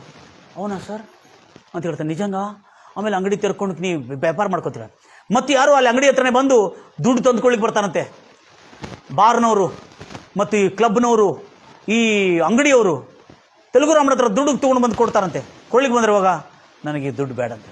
ఏందయ్యా ನೀವು ಬಂದ್ರಲ್ಲ? ಇಲ್ಲ, ನಾನು ಇನ್ನು ಮುಂದೆ ನಿಮ್ಮ ಹತ್ರ ಜಬರನ್ ದುಡ್ಡು ವಸೂಲು ಮಾಡೋದಿಲ್ಲ. ಯಾಕೆ ಸರ್ ಹಿಂಗೆ ಯಾಕಾಯ್ತು, ಏನಾಯಿತು? ನಾನು ಇಂದಿನಿಂದ ಜೈಲಿನಲ್ಲಿ ಹೋಗಿ ಯೇಸು ಎಂಬ ಆ ದೇವರನ್ನು ನಂಬಿಕೊಂಡಿದ್ದೇನೆ. ಆತನ ನನ್ನ ಜೀವನ ಬದಲಾವಣೆ ಮಾಡಿದ್ದಾನೆ. ಭಾಳ ನಿಮಗೆ ದುಃಖ ಕೊಟ್ಟಿದೆ, ನಿಮ್ಮನ್ನು ಬೆದರಿಸಿದೆ, ನಿಮ್ಮ ಮೇಲೆ ದೌರ್ಜನ್ಯ ಮಾಡಿದೆ, ನನ್ನನ್ನು ಕ್ಷಮಿಸಿರಿ ಎಂಬುದಾಗಿ ತನ್ನ ಅಪರಾಧವನ್ನು ಒಪ್ಪಿಕೊಂಡು ಎಲ್ಲ ಜನ, ಪೂರ ಟೌನಲ್ಲಿ ಎಲ್ಲ ಜನ ಸ್ಟನ್ ಆಗಿಬಿಟ್ರು. ತೆಲುಗು ರಾಮುಡು ಮಾರಿನಂಟ್ರೇ, ಹಲ್ಲೆಲೂಯ! ಆ ರೌಡಿ ತೆಲುಗು ರಾಮುಡು ಚೇಂಜ್ ಆಗಿದೆ, ಅವ್ರ ಲೈಫ್ ಚೇಂಜ್ ಆಗಿದೆ ಅಂತೆ. ಊರಿನಲ್ಲೆಲ್ಲ ಪಬ್ಲಿಕ್ ಅವನ ಹತ್ರ ಯಾರ್ಯಾರು ಬಂದು ಕೇಳ್ತಾ ಇದ್ದಾರೆ, ನಂಗೆ ಕ್ಷಮಿಸು. ಯಾರ್ಯಾರು ಬರ್ತಾ ಇದ್ದಾರೆ ಅವನ ಹತ್ರ ದುಡ್ಡು ಕೊಡಲಿಕ್ಕೆ, ನಂಗೆ ಕ್ಷಮಿಸ್ರಿ, ನಾನು ಭಾಳ ದೊಡ್ಡ ದ್ರೋಹ ಮಾಡಿದ್ದೀನಿ, ನಿಮ್ಮ ಮನಸ್ಸನ್ನು ವಹಿಸಿದ್ದೇನೆ, ನಿಮ್ಮ ಕಷ್ಟಾರ್ಜಿತವನ್ನು ನಾನು ದೋಚಿಕೊಂಡಿದ್ದೇನೆ, ನನ್ನ ಕ್ಷಮಿಸ್ರಿ ಎಂಬುದಾಗಿ ಹೇಳಿ ಇನ್ನು ಮುಂದೆ ನಾನು ಯಾವತ್ತೂ ಕೇಳುವುದಿಲ್ಲ ಎಂಬುದಾಗಿ ಆ ತೆಲುಗು ರಾಮುಡ ಜೀವನ ಚೇಂಜ್ ಆಗಿದೆ ನೋಡಿ. ಪೂರಾ ಡಿಸ್ಟಿಕ್ ಎಲ್ಲ ಅರೆ ಬಾಪ್ರೆ ಇಂಥ ಕ್ರೂರ ಅಪರಾಧಿ ಹೆಂಗೆ ಚೇಂಜ್ ಆಗಿದೆ ಅಂದರೆ ಯೇಸು ದೇವರು ಆತನ ಜೀವನವನ್ನು ಯೇಸು ದೇವರಂಗೆ ಬದಲಾವಣೆ ಮಾಡಿದ್ರೆ. ಯೇಸುವಿನ ಸಿಲುವೆ ಪ್ರೀತಿ, ಯೇಸುವಿನ ಸಿಲುವೆ ಶ್ರಮೆ, ಯೇಸು ನಮಗಾಗಿ ಮಾಡಿರ್ತಕ್ಕಂಥ ಆ ಶ್ರಮೆ, ಆ ಹೊತ್ತುಕೊಂಡಿರ್ತಕ್ಕಂಥ ಆ ನಮ್ಮ ಪಾಪ, ನಮ್ಮ ದ್ರೋಹ, ನಮ್ಮ ಅಪರಾಧಗಳನ್ನು ಒಪ್ಪಿಕೊಂಡಿರ್ತ ಯೇಸು ಕ್ರಿಸ್ತನ ಪ್ರೀತಿ, ಕರುಣೆ, ಕ್ಷಮೆಯನ್ನು ಈ ತೆಲುಗು ರಾಮನ ಜೀವನ ಚೇಂಜ್ ಮಾಡಿದೆ ಅಂತೇಳಿ ಆ ಡಿಸ್ಟ್ರಿಕ್ಟ್ನವರೆಲ್ಲ ಅಷ್ಟನ್ನಾಗಿ ಭಾಳ ಖುಷಿಯಾಗಿಬಿಟ್ರಂತೆ. ಅಪ್ಪ ಅಯ್ಯ ನಮಸ್ಕಾರಮಯ್ಯ ಅಂತ ಹೇಳ್ತಾರೆ. ನಮಸ್ಕಾರ. ಯಾರ ಅಯ್ಯ ಏನಯ್ಯ ನೀನು ದುಡ್ಡು ತೊಗೊಳ್ಳೋದು ಬಂದ್ ಮಾಡಿದೆ ಅಂತ. ಹೌದು, ನಾನು ದೌರ್ಜನ್ಯವಾಗಿ ದುಡ್ಡು ತೊಗೊಂಡಿದ್ದೆ, ನಂಗೆ ಕ್ಷಮಿಸ್ರಿ. ಇನ್ನು ಮುಂದೆ ನಾನು ನೋಡಿ ಹೆದರಬೇಡ್ರಿ ನೀವು, ನಾನು ನಿಮ್ಮಕ್ಕಿಂತ ಚಿಕ್ಕವನು, ಭಾಳ ಕುಖ್ಯಾತ ಅಪರಾಧಿ, ದ್ರೋಹಿಯಾಗಿದ್ದೇನೆ, ನಾನು ನೋಡಿ ಹೆದರಬೇಡ್ರಿ, ನಾನು ಚೇಂಜ್ ಆಗಿದ್ದೇನೆ, ಯೇಸು ನನ್ನ ಜೀವನವನ್ನು ಬದಲಾವಣೆ ಮಾಡಿದ್ದೇನೆ ಎಂಬುದಾಗಿ ಸಾಕ್ಷಿ ಹೇಳ್ತಾ ಪೂರ ಊರಿನಲ್ಲಿ, ಅವರ ಗ್ರಾಮದಲ್ಲಿ, ಅಕ್ಕಪಕ್ಕದ ಜಿಲ್ಲೆಯಲ್ಲೆಲ್ಲ ಗೊತ್ತಾಗಿದೆ ತೆಲುಗು ರಾಮುಡನ್ನು ಯೇಸು ಕ್ರಿಸ್ತನ ಶಿಲುವೆ ಮರಣ, ಯೇಸು ಕ್ರಿಸ್ತನ ಪ್ರೀತಿ, ಯೇಸು ಕ್ರಿಸ್ತನ ಅಪಾರವಾದಂಥ ಪ್ರೀತಿ ತೆಲುಗು ರಾಮುಡನ್ನು ಚೇಂಜ್ ಮಾಡಿಬಿಟ್ಟಿದಂತೆ. ಜನ ಎಲ್ಲ ಪಬ್ಲಿಷ್ ಆಗಿಬಿಟ್ಟಿದೆ. ಅಲ್ಲೇ ಆ ಥರ ಊರಿನಲ್ಲಿ ಒಂದು ಚಿಕ್ಕ ಚರ್ಚ್, ಅಂದರೆ ದೊಡ್ಡ ಸಿಟಿ ಆಗಿಬಿಟ್ಟಿದೆ ಅದು 2 ವರ್ಷಗಳಿಗೆ. ಆ ಚಿಕ್ಕ ಚರ್ಚ್ನಲ್ಲಿ ಹೋಗಿ ಪ್ರಾರ್ಥನೆಗೆ ಹೋಗ್ತಾ ಇದ್ದಾನೆ, ಅಲ್ಲೇ ಪ್ರಾರ್ಥನೆ ಕೇಳ್ತಾ ಇದ್ದನು, ಅಲ್ಲಿ ಹೋಗಿ ದೇವರ ವಾಕ್ಯವನ್ನು ಕೇಳ್ತಾ ಇದ್ದನು. ಚಿಕ್ಕ ಚರ್ಚ್. ಈತನ ಹೊರಗೆ ಬಂದ ಕೆಲವೇ ದಿನಗಳಲ್ಲಿ ತಾನು ತನ್ನ 4 ಮಕ್ಕಳು ಹೆಂಡತಿ ಸಮೇತ ದೀಕ್ಷಾಸ್ಥಾನ ತಗೊಂಡು ಯೇಸುವನ್ನೇ ಇನ್ನು ಮುಂದೆ ಹಿಂಬಾಲಿಸುತ್ತೇನೆ. ಇನ್ನು ಮುಂದೆ ನನ್ನ ಜೀವನದಲ್ಲಿ ಯಾವ ದುಷ್ಟರನ್ನು, ಯಾವ ಪಾಪಾತ್ಮಗಳನ್ನು, ದ್ರೋಹಿಗಳನ್ನು, ಅಪರಾಧಿಗಳನ್ನು ಹಿಂಬಾಲಿಸಿದಿಲ್ಲ. ರಾಜಕೀಯ ನಾಯಕರು ಬೇಡ ನನಗೆ, ಯೇಸುವೇ ನನಗೆ ಸಾಕು, ಆತನನ್ನೇ ನಾನು ಅನುಸರಿಸಿ ಹೋಗ್ತೇನೆ ಎಂಬುದಾಗಿ ಒಂದು ಕೆಲಸ ಮಾಡಿ ಚೆನ್ನಾಗಿ ಬದುಕಬೇಕೆಂಬುದಾಗಿ ತಿಳ್ಕೊಂಡಿರ್ತಾನೆ. ಅದು ಇಲೆಕ್ಷನ್ ಸಮಯ ನಡೀತಾ ಇರ್ತದೆ. ಇಲೆಕ್ಷನ್ ಸಮಯದಲ್ಲಿ ಇಂಥ ರೌಡಿಗಳಂದರೆ ಭಾಳ ಬೇಕಾಗಿರ್ತದೆ ರಾಜಕೀಯ ನಾಯಕರಿಗೆ. ಆದರೆ ಈ ಮನುಷ್ಯ ಎಲೆಕ್ಷನ್ ಸಮಯದಲ್ಲಿ ಚರ್ಚಲ್ಲಿ ಸಂಡೇ ಪ್ರೇಯರ್ ಇರ್ತದೆ, ಅಲ್ಲೇ ಹೋಗಿರ್ತಾನೆ. ಹೋಗಿರುವಾಗ ಆ ಚರ್ಚಿನ ಪಾಸ್ಟರ್ ಹೇಳ್ತಾರೆ, ನಮ್ಮ ಮಧ್ಯದಲ್ಲಿ ತೆಲುಗು ರಾಮುಡು ಬಂದಿದ್ದಾನೆ. ಒಂದು ನಮ್ಮ ಜಿಲ್ಲೆಯಲ್ಲಿ ಅತ್ಯಂತ ಕುಖ್ಯಾತ ರೌಡಿ, ಈತನಿಗೆ MLAಗಳು ಕೂಡ ಹೆದರಿ ಜಬರಿ ದುಡ್ಡುಗಳನ್ನು ಕೊಡ್ತಿದ್ರು. ಇಂಥ ರೌಡಿ ಯೇಸು ಕ್ರಿಸ್ತನು ಈತನ ಜೀವನವನ್ನು ಬದಲಾವಣೆ ಮಾಡಿದ್ದಾನೆ, ಈತನ ಸಾಕ್ಷಿಯನ್ನು ಕೇಳಂತೆ ತೆಲುಗು ರಾಮುಡನ್ನು ಎಬ್ಬಿಸಿ ತನ್ನ ಚರ್ಚ್ ಒಳಗೆ ಸಾಕ್ಷಿ ಹೇಳಲು ಕರೆದನಂತೆ. ಅವಾಗ ತೆಲುಗು ರಾಮುಡು ಸಾಕ್ಷಿ ಹೇಳ್ತಾ ಇರುವಾಗ ಅವನು ಗೊತ್ತಿಲ್ಲ ಹಿಂದೆ MLA ಕೂತಿದ್ದಾನಂತೇಳಿ. ಯಾಕಂದ್ರೆ ಅವನು ಎಲೆಕ್ಷನ್ಗಾಗಿ ಬಂದಿದ್ದಾರೆ ಅವರು. MLA ಕೂತಿದ್ದಾನೆ. MLA ಯಾಕೆ ಕೂತಿದ್ದಾನಂದರೆ ಅಲ್ಲೇ ಎಲ್ಲರ ಪ್ರಾರ್ಥನೆ ಮಾಡಿಸ್ಕೊಂಡು ಹೋಗೋಣ, ಎಲ್ಲರ ಆಶೀರ್ವಾದ ಇರಬೇಕೆಂಬುದಾಗಿ. ಹಿಂದೆ MLA ಬಂದು ಕೂತ್ಕೊಂಡು ಇವ್ ತೆಲುಗು ರಾಮುಡು ಇದು ಹೇಳ್ತಾನೆ, ಏನಂತೇಳಿ ಸಾಕ್ಷಿ ಹೇಳ್ದ, ಯೇಸು ನನ್ನ ಜೀವನವನ್ನು ಬದಲಾವಣೆ ಮಾಡಿದ್ದಾನೆ. ಎಲ್ಲ ಜನ ನನ್ನ ಕಡೆ ದುಡ್ಡು ಕೊಡಲು ಬಂದಿದ್ರು, ನಾನೆಲ್ಲೇ ಜಬರನ್ನು ವಸೂಲು ಮಾಡ್ತಿದ್ದೆ, ಹಪ್ತಾ ವಸೂಲಿ, ಮಂತ್ಲಿ ವಸೂಲಿ ಮಾಡ್ತಿದ್ದೆ. ದುಡ್ಡು ಕೊಡಲು ಬಂದರು, ಇಲ್ಲ, ಯೇಸು ನನ್ನ ಜೀವನವನ್ನು ಬದಲಾವಣೆ ಮಾಡಿದ್ದಾನೆ. ನಾನು ಇನ್ನು ಮುಂದೆ ನಿಮ್ಮ ಹತ್ರ ದೌರ್ಜನ್ಯವಾಗಿ ದುಡ್ಡು ತೊಗೊಳ್ಳೋದಿಲ್ಲ, ನಾನು ಕೆಲಸ ಮಾಡಿ ಬದುಕ್ತೇನೆ. ಆ ಜೀವನ ಸಾಕಾಯ್ತು ನನಗೆ, ಯೇಸು ನನಗೆ ಶಾಂತಿ ಸಮಾಧಾನ ಕೊಟ್ಟಂತ ಹೇಳಿದ ಕೂಡಲೇ ಈ ಸಾಕ್ಷಿಯನ್ನು ಹೇಳ್ತಾ ಇದ್ರೆ ಅಲ್ಲಿ MLA ಎದ್ದು ಬಂದ. MLA ಎದ್ದು ಬಂದು ತೆಲುಗು ರಾಮುಡು ಕಡೆ ಮೈಕ್ ತಗೊಂಡು ಇಂಥ ತೆಲುಗು ರಾಮುಡು ಚೇಂಜ್ ಆಗ್ಯಾನಂದ್ರೆ, ಇಂಥ ತೆಲುಗು ರಾಮುಡು ಲೈಫ್ ಚೇಂಜ್ ಆಗಿದೆ ಅಂದ್ರೆ ನನಗೆ ನಂಬಲಿಕ್ಕೆ ಆಗ್ತಾ ಇಲ್ಲ. ಯಾಕಂದರೆ ನನಗೇ ಬೆದರಿಸಿ ದುಡ್ಡು ತಗೊಂಡ ಮನುಷ್ಯ ಈ ಮನುಷ್ಯ. ತೆಲುಗು ರಾಮುಡು ವಿಷಯದ MLA ಹೇಳ್ತಾ ಇದ್ದಾರೆ, ನನಗೇ ಬೆದರಿಸಿದ ಈ ಮನುಷ್ಯ, ದುಡ್ಡು ತಗೊಂಡು ಬರ್ತೀಯೋ ಇಲ್ಲೋ ನಾನು ಬರ್ಬೇಕಂತ ಹೇಳಿದ. ನಾನು ಇವನಿಗೆ ಹೆದರಿ ದುಡ್ಡು ಕೊಟ್ಟಿದ್ದೀನಿ. ತೆಲುಗು ರಾಮುಡು ಚೇಂಜ್ ಆಗಿದ್ದಾನಂದ್ರೆ ಇಂಥ ಒಂದು ಅದ್ಭುತ ಇನ್ನು ಎಲ್ಲಿ ಆಗಿಲ್ಲ. ಯೇಸು ಕ್ರಿಸ್ತನೇ ಇದು ಮಾಡಲಿಕ್ಕೆ ಸಾಧ್ಯ. ಅಂದರೆ ಎಂಥ ದೊಡ್ಡ ದೇವರು, ಶಾಂತಿ ಸ್ವರೂಪನು, ಸಮಾಧಾನಕರ್ತನು, ಅನೇಕ ಜನರಿಗೆ ಶಾಂತಿ ಮಾರ್ಗವನ್ನು ಕಲಿಸಿಕೊಟ್ಟಿದ್ದವನು, ದುರ್ಮಾರ್ಗಿಗಳನ್ನು, ದುಷ್ಟರನ್ನು ಶಿಷ್ಟರಾಗಿ ಮಾಡಿ, ಅನೀತಿವಂತರನ್ನು ನೀತಿವಂತರಾಗಿ ಮಾಡಿ ಬದಲಾವಣೆ ಮಾಡಲಿಕ್ಕೆ ಶಕ್ತಿ ಸಾಮರ್ಥ್ಯ ಇರತಕ್ಕಂಥ ವ್ಯಕ್ತಿ ದೇವರು ಯೇಸು ಕ್ರಿಸ್ತನೇ ಈತನನ್ನು ಚೇಂಜ್ ಮಾಡಿದನೆಂದರೆ ನನಗೆ ಆಶ್ಚರ್ಯವಾಗ್ತದೆ. ಯೇಸು ಕ್ರಿಸ್ತನು ಕೂಡ ಇಂಥ ದೊಡ್ಡ ಅದ್ಭುತಗಳು ಮಾಡ್ತಕ್ಕಂಥವನ. MLA ಅವರು ಸಾಕ್ಷಿ ಹೇಳಿ, ಇದು ತೀಸ್ಕೋ ರಾಮುಡ ಅಂತೇಳಿ ಅವನಿಗೆ ಮೈಕ್ ಕೊಡ್ತಾನಂತೆ. ಮೈಕ್ ಕೊಟ್ಟು ಎಲ್ಲರೂ ಹೇಳ್ತಿರಲ್ವಿಯ, ಮೈಕ್ ಕೊಟ್ಟು ಕೂತ್ಕೋತಾನೆ. ಆವ ತೆಲುಗು ರಾಮುಡು ತನ್ನ ಸಾಕ್ಷಿ ಎಲ್ಲ ಹೇಳ್ತಾನಂತೆ. ಹೇಳಿ, ನನ್ನ ಜೀವನ ಯೇಸು ಬದಲಾವಣೆ ಮಾಡಿದ್ದಾನೆ. ಯೇಸುವಿನ ಪ್ರೀತಿ, ಯೇಸುವಿನ ಶಿಲುವೆ ಮರಣ, ಯೇಸುವಿನ ಆ ಉಪದೇಶಗಳು ನಾವೆಲ್ಲರನ್ನು ಕ್ಷಮಿಸಬೇಕು, ದ್ವೇಷ ಇಟ್ಕೋಬಾರ್ದು, ಯಾರದನ್ನು ಕದ್ದುಕೋಬಾರ್ದು, ವ್ಯಭಿಚಾರ ಮಾಡಬಾರ್ದು, ಬೇರೆಯವರ ಸೊತ್ತನ್ನು ಆಶಿಸಬಾರದು. ಎಂಥ ಉತ್ತಮವಾದಂಥ ನೀತಿ ಮೌಲ್ಯಗಳನ್ನು ನಾನು ಜೈಲಿನಲ್ಲಿ ಬೈಬಲ್ ಓದ್ತಾ ಇರುವಾಗ ಕಲಿತುಕೊಂಡಿದ್ದೇನೆ. ನನ್ನ ಯೇಸು ನನ್ನ ಲೈಫನ್ನು ಚೇಂಜ್ ಮಾಡಿದ್ದಾನೆ, ಆತನ ವಾಕ್ಯಗಳು ನನ್ನ ಜೀವನವನ್ನು ಚೇಂಜ್ ಮಾಡಿದೆ ಎಂಬುದಾಗಿ ಹೇಳಿಕೊಂಡು ಸಾಕ್ಷಿಗಳು ಮುಗಿಸ್ತಾನೆ. ಆಗ ತೆಲುಗುರಾಮುಡನ್ನು ಅದೇ MLA, MLA ಹೆದರಿ ದುಡ್ಡು ಕೊಟ್ಟಿರ್ತಾನೆ, ಅದೇ MLA ತೆಲುಗುರಾಮುಡು ಇವತ್ತು ನನ್ನ ಮನೆಗೆ ಬಾ ಅಂತ ಹೇಳ್ತಾನೆ. ಅವನನ್ನು ಕಾರಲ್ಲಿ ಕರ್ಕೊಂಡು ಹೋಗ್ತಾನೆ. ಕಾರಲ್ಲಿ ಕರ್ಕೊಂಡೋಗಿ ಮನೆಯಲ್ಲಿ ಊಟ ಗೀಟೆಲ್ಲ ಮಾಡಿಸಿ, ನಮ್ಮ ಮನೆಗಾಗಿ ನಮ್ಮ ಕುಟುಂಬಕ್ಕಾಗಿ ಇವತ್ತು ನೀನು ಪ್ರಾರ್ಥನೆ ಮಾಡಬೇಕಂತ ಹೇಳಿದಂತೆ. ನೀನು ಚೇಂಜ್ ಆಗಿದೆಯಲ್ಲ. ಆಗ ತೆಲುಗುರಾಮುಡು ಅದೇ MLA ಮನೆಯಲ್ಲಿ ಪ್ರಾರ್ಥನೆ ಮಾಡಿ, ಒಂದು ಸುಂದರವಾಗಿ ಪ್ರಾರ್ಥನೆ ಮಾಡಿ, ಕರ್ತನು ಈ ಕುಟುಂಬವನ್ನು ಎಬ್ಬಿಸು, ಇವರಿಗೆ ಜಯ ಕೊಡದೇವ್ರೆ, ಇವರಿಗೆ ಬಲವನ್ನು ಕೊಡದೇವ್ರೆ, ನನ್ನ ಜೀವನ ಮಾರ್ಪಾಟು ಮಾಡಿದೆ, ಇವರ ಜೀವನವನ್ನು ಮಾರ್ಪಾಟು ಮಾಡಿ ಎಂಬುದಾಗಿ ಪ್ರಾರ್ಥನೆ ಮಾಡಿದರಂತೆ. ಯಾರು? ತೆಲುಗುರಾಮುಡು. ಆವಾಗ ಅವರೆಲ್ಲ ಖುಷಿಯಾಗಿ ಊಟ ಗೀಟ ಮಾಡಿಸಿ ಅವ್ರನ್ನು ಕಳಿಸಿ, ಅಲ್ಲಿ ಹಾಡುಗಳು ಹಾಡಿದನಂತೆ, ಊಟ ಮಾಡಿಸಿ ಕಳಿಸಿ. ಹೋಗುವಾಗ ತೆಲುಗುರಾಮುಡಿಗೆ ಈ MLA ಕಾಣಿಕೆ ಕೊಟ್ಟರಂತೆ. ಅವುಗಳ ಅಯ್ಯ ನಾನು ಬಿಟ್ಬಿಟ್ಟಿದ್ದೇನೆ. ಅವನು ದುಡ್ಡು ಕೊಡ್ಲಿಕ್ಕೆ ಬಂದ ತೆಲುಗುರಾಮುಡಿಗೆ. ಯಾರು? MLA. ನಾನು ಬಿಟ್ಬಿಟ್ಟಿದ್ದೇನೆ, ಇನ್ನು ಮುಂದೆ ಯಾವತ್ತಿಗೂ ನಾನು ನಿಮ್ಮನ್ನು ದುಃಖಪಡಿಸೋದಿಲ್ಲ ಅಂಥೇಳಿ ಕ್ಷಮೆ ಬೇಡ್ಕೊಂಡಂತೆ. ತೆಲುಗುರಾಮುಡು, ಇದು ನನ್ನ ಜಬರಿ ವಸೂಲಲ್ಲ, ದೇವರು ನನಗೆ ಪ್ರೇರೇಪಣೆ ಮಾಡಿದ್ರೆ, ಇದು ಕಾಣಿಕೆ ನಿನಗೆ ಅಂತ ಹೇಳಿದ್ರೆ, ಕಾಣಿಕೆ ಪ್ರೇಯರ್ ಮಾಡು, ಹೀಗೆ ನೀನು ದೇವರಲ್ಲಿ ಬೆಳಿ ಎಂಬುದಾಗಿ ಹೇಳ್ತಾರೆ. ಅವನ ಫಸ್ಟ್ ಮಿನಿಸ್ಟ್ರಿ ಸ್ಟಾರ್ಟ್ ಆಗಿದೆ ಎಲ್ಲಿಂದಂದರೆ, ಅವನು ಪ್ರಾರ್ಥನೆ ಮಾಡಿ ಆ MLA ಅವನಿಗೆ 1,000 ರೂಪಾಯಿ ಕಾಣಿಕೆ ಕೊಟ್ಟರೆ 1,00,000 ರೂಪಾಯಿ ಅವನಿಗೆ ಕೊಟ್ಟಂಗಿತ್ತು. ಅಷ್ಟು ಸಂತೋಷವಾಯ್ತಂತೆ. ಜನರ ಹತ್ರ ಲಕ್ಷಾಂತರ ರೂಪಾಯಿ ದೋಚಿಕೊಂಡಾಗ ಅಷ್ಟು ಸಂತೋಷ ಆಗಿಲ್ಲ, ಒಬ್ಬರು ದೇವರ ಹೆಸರಿನಲ್ಲಿ ಕಾಣಿಕೆ ಕೊಟ್ಟಾಗ ಅವನ ಮನಸ್ಸಿಗೆ ಸಮಾಧಾನ ಆಯಿತು. ಆಗ ಇನ್ನೂ ದೇವರಲ್ಲಿ ಅವನು ಬೆಳೀತಾ ಇದ್ದನು. ಬೆಳೀತಾ ಅವನು ಕೆಲಸ ಮಾಡೋದಕ್ಕಿಂತ ಹೆಚ್ಚಾಗಿ ಸೇವೆನೇ ಮಾಡಿಸ್ಕೊಂಡ್ರಂತೆ ಅವನ ಕೈ. ಹಲ್ಲೆಲೂಯಾ. ಈಗ ತೆಲುಗುರಾಮುಡು ಕ್ರಿಸ್ತು ರಾಮುಡು ಆಗಿ ಸೇವೆ ಮಾಡ್ತಾ ಇದ್ದಾನೆ. ಎಲ್ಲರೂ ಹೇಳ್ತಿರಲ್ವಯ್ಯ. ಈ ಸೇವೆ ಮಾಡ್ತಿರುವಾಗ ಈತನಿಗೆ ಸ್ವಲ್ಪ ಅಧಿಕಾರಿಗಳಿಂದ, ಪೊಲೀಸ್ ಠಾಣೆಗಳಿಂದ ಸ್ವಲ್ಪ ಕಿರುಕುಳ ಉಂಟಾಯಿತು. ಆ ಕಿರುಕುಳ ಏನಂದರೆ, ಅವನ ಮೇಲೆ ರೌಡಿ ಶೀಟರ್ ಅಂತೇಳಿ MOB ಫೈಲು, ಅವನ ಫೋಟೋಗಳು ಹಚ್ಚಿ ಅವನನ್ನು ಪದೇ ಎಲ್ಲಾದರೆ ಮರ್ಡರ್ ಆದರೆ ಇವನ್ನೇ ಕರೆಸ್ತಾರಂತೆ, ಎಲ್ಲಾದರೆ ಕೊಲೆ ಆದರೆ ಇವನ್ನೇ ಕರೆಸ್ತಾರೆ, ಎಲ್ಲಾದರೆ ಕೈ ಕಡ್ದಾದ್ರೆ ಇವನ್ನೇ ಕರೆಸ್ಕೊಂಡು. ಹಾಗೆ ಭಾಳಷ್ಟು ಸಾರಿ ಪೊಲೀಸರು ಕರೆದು ಅವ್ರನ್ನ ಎನ್ಕ್ವೈರಿ ಮಾಡ್ತಾರೆ. ಯಾಕಂದರೆ ಅವನಂಥ ಅಪರಾಧದಲ್ಲಿ ಇದ್ದಿದ್ದಕ್ಕಾಗಿ. ಇವನು ಹೇಳ್ತಾ ಇದ್ದಾನೆ, ನಾನು ಅಂಥ ಅಪರಾಧದಲ್ಲಿ ಇದ್ದಿದ್ದಕ್ಕಾಗಿ ಎಲ್ಲ ಜಿಲ್ಲೆಯ ಎಲ್ಲ ಪೊಲೀಸ್ ಸ್ಟೇಷನ್ಗಳಲ್ಲಿ ನಂದು ರೌಡಿ ಶೀಟರ್ ಎಂಬುದಾಗಿ, ಕುಖ್ಯಾತ ಅಪರಾಧಿ ಎಂಬುದಾಗಿ ಫೋಟೋ ಹಚ್ಚಿದ್ದಾರೆ. ಇದಕ್ಕಾಗಿ ನನ್ನನ್ನು ಎಲ್ಲ ಪೊಲೀಸ್ ಸ್ಟೇಷನ್ನಲ್ಲಿ ಎಲ್ಲಿ ಏನಾದರೂ ಕೂಡ ಈತನನ್ನು ಕರೀತಾರೆ. ಯಾರನ್ನು? ರೌಡಿ, ಈ ತೆಲುಗುರಾಮುಡನ್ನು ಕರೀತಾರಂತೆ.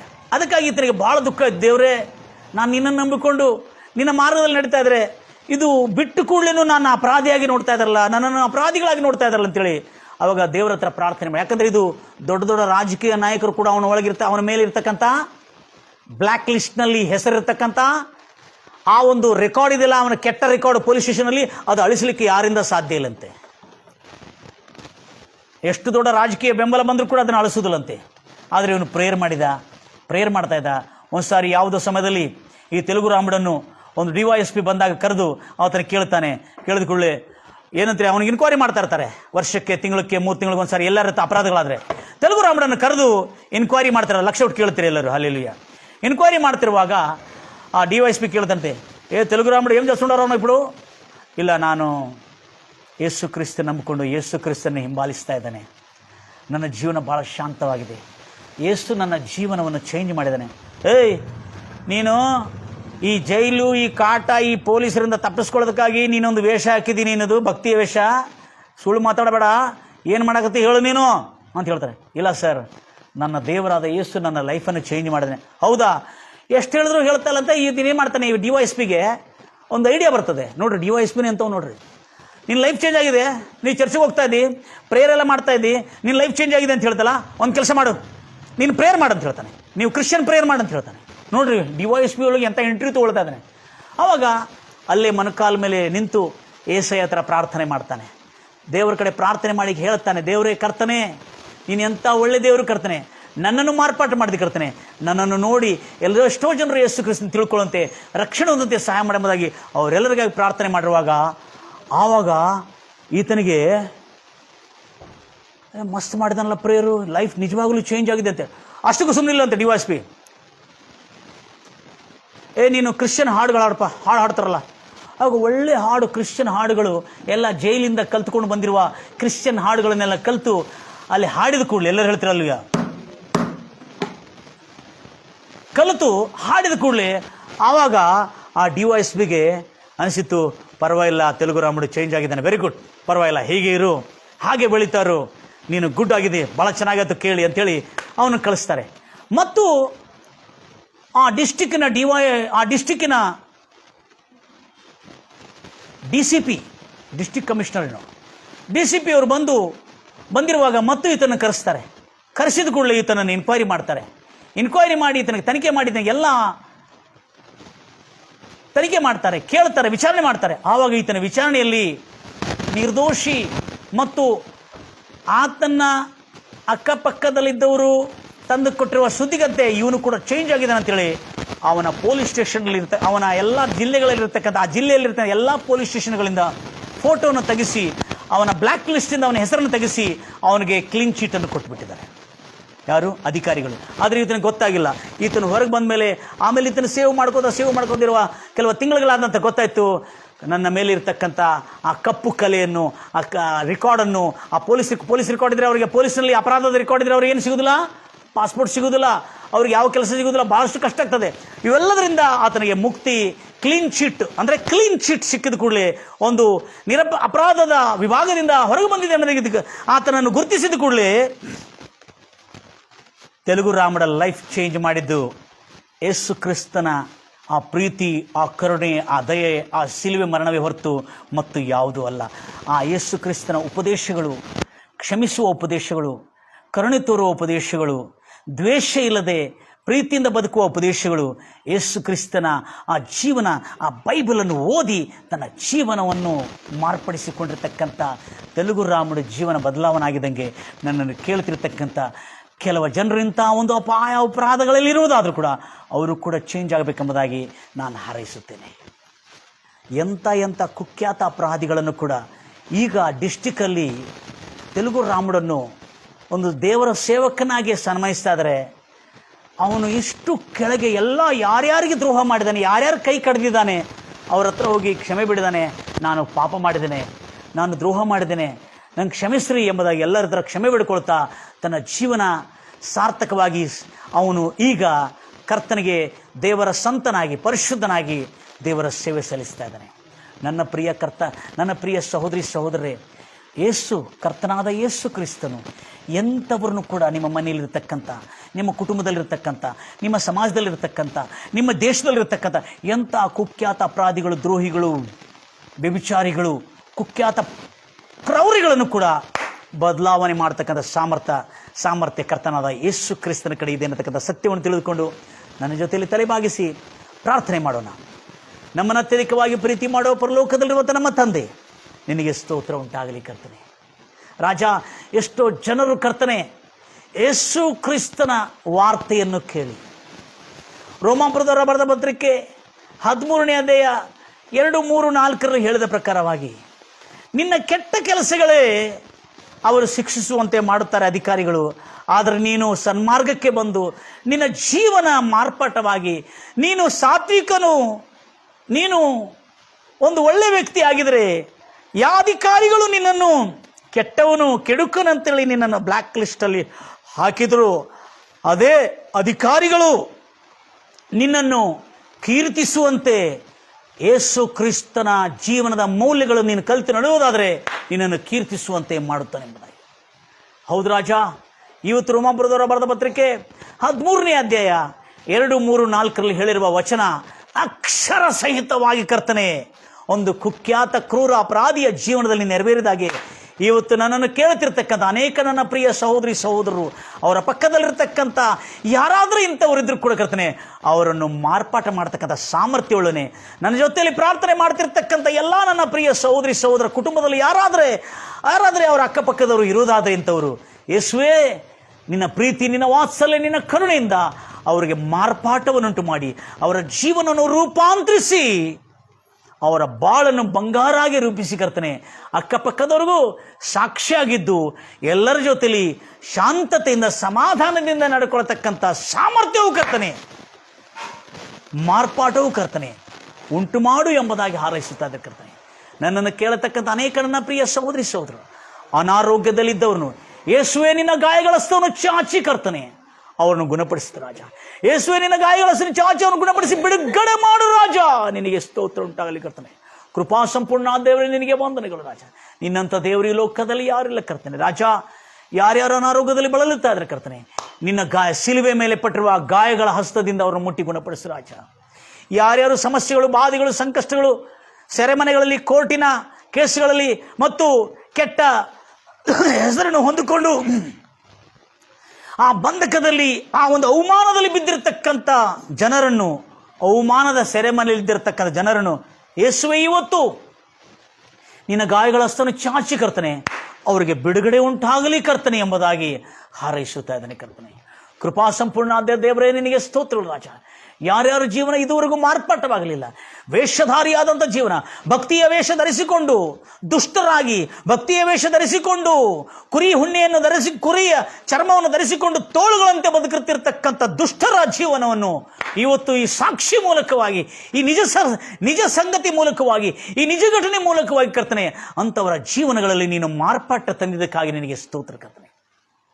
ಅನೇಕ ಭ್ರಷ್ಟರು, ದುಷ್ಟರನ್ನು ಕೂಡ ಕರ್ತನೆ, ನಿನ್ನ ಪ್ರೀತಿ, ನಿನ್ನ ಕರುಣೆ, ನಿನ್ನ ದಯೆ ಅವರನ್ನು ಮಾರ್ಪಡಿಸಿದ ಕರ್ತನೆ. ಮಾರ್ಪಾಟ ಮಾಡಲಿ ಎಂಬುದಾಗಿ ಹಾರೈಸುತ್ತಾ, ಸುಖವು, ಸಮಾಧಾನ, ಶಾಂತಿ, ನೆಮ್ಮದಿ, ತೃಪ್ತಿ, ಆರೋಗ್ಯಗಳು ಈ ಕೇಳುತ್ತಿರ್ತಕ್ಕಂಥ ಎಲ್ಲ ಕೇಳುಗರಿಗೆ ಉಂಟಾಗಲಿ ಎಂಬುದಾಗಿ ಹಾರೈಸುತ್ತಾ, ಕೊನೆಗೆ ನಿತ್ಯ ಜೀವ, ರಕ್ಷಣೆ, ಉದ್ಧರಿಸಲ್ಪಡ್ರಿ ಅವರ ಜೀವನ ಎಂಬುದಾಗಿ ಹಾರೈಸುತ್ತಾ, ಯೇಸು ನಾಮದಲ್ಲಿ ಪ್ರಾರ್ಥಿಸಿ ಬೇಡಿ ಹೊಂದಿದ್ದೀನಿ ತಂದೆ, ಆಮೇನ್. ನನ್ನ ಎಲ್ಲ ಪ್ರಿಯ ಸಹೋದರಿ ಸಹೋದರೇ, ಎಷ್ಟೋ ಆಸಕ್ತಿಯಿಂದ ದೇವರ ವಾಕ್ಯವನ್ನು ಕೇಳ್ತಿರ್ತಕ್ಕಂಥರೆ, ದೇವರು ನಿಮ್ಮ ಜೀವನ ಹೀಗೆ ಉನ್ನತ ಮತ್ತು ಉನ್ನತಕ್ಕೆ ತರಲಿ ಎಂಬುದಾಗಿ ಹಾರೈಸಿ. God bless you. God loves you. Praise the Lord Jesus.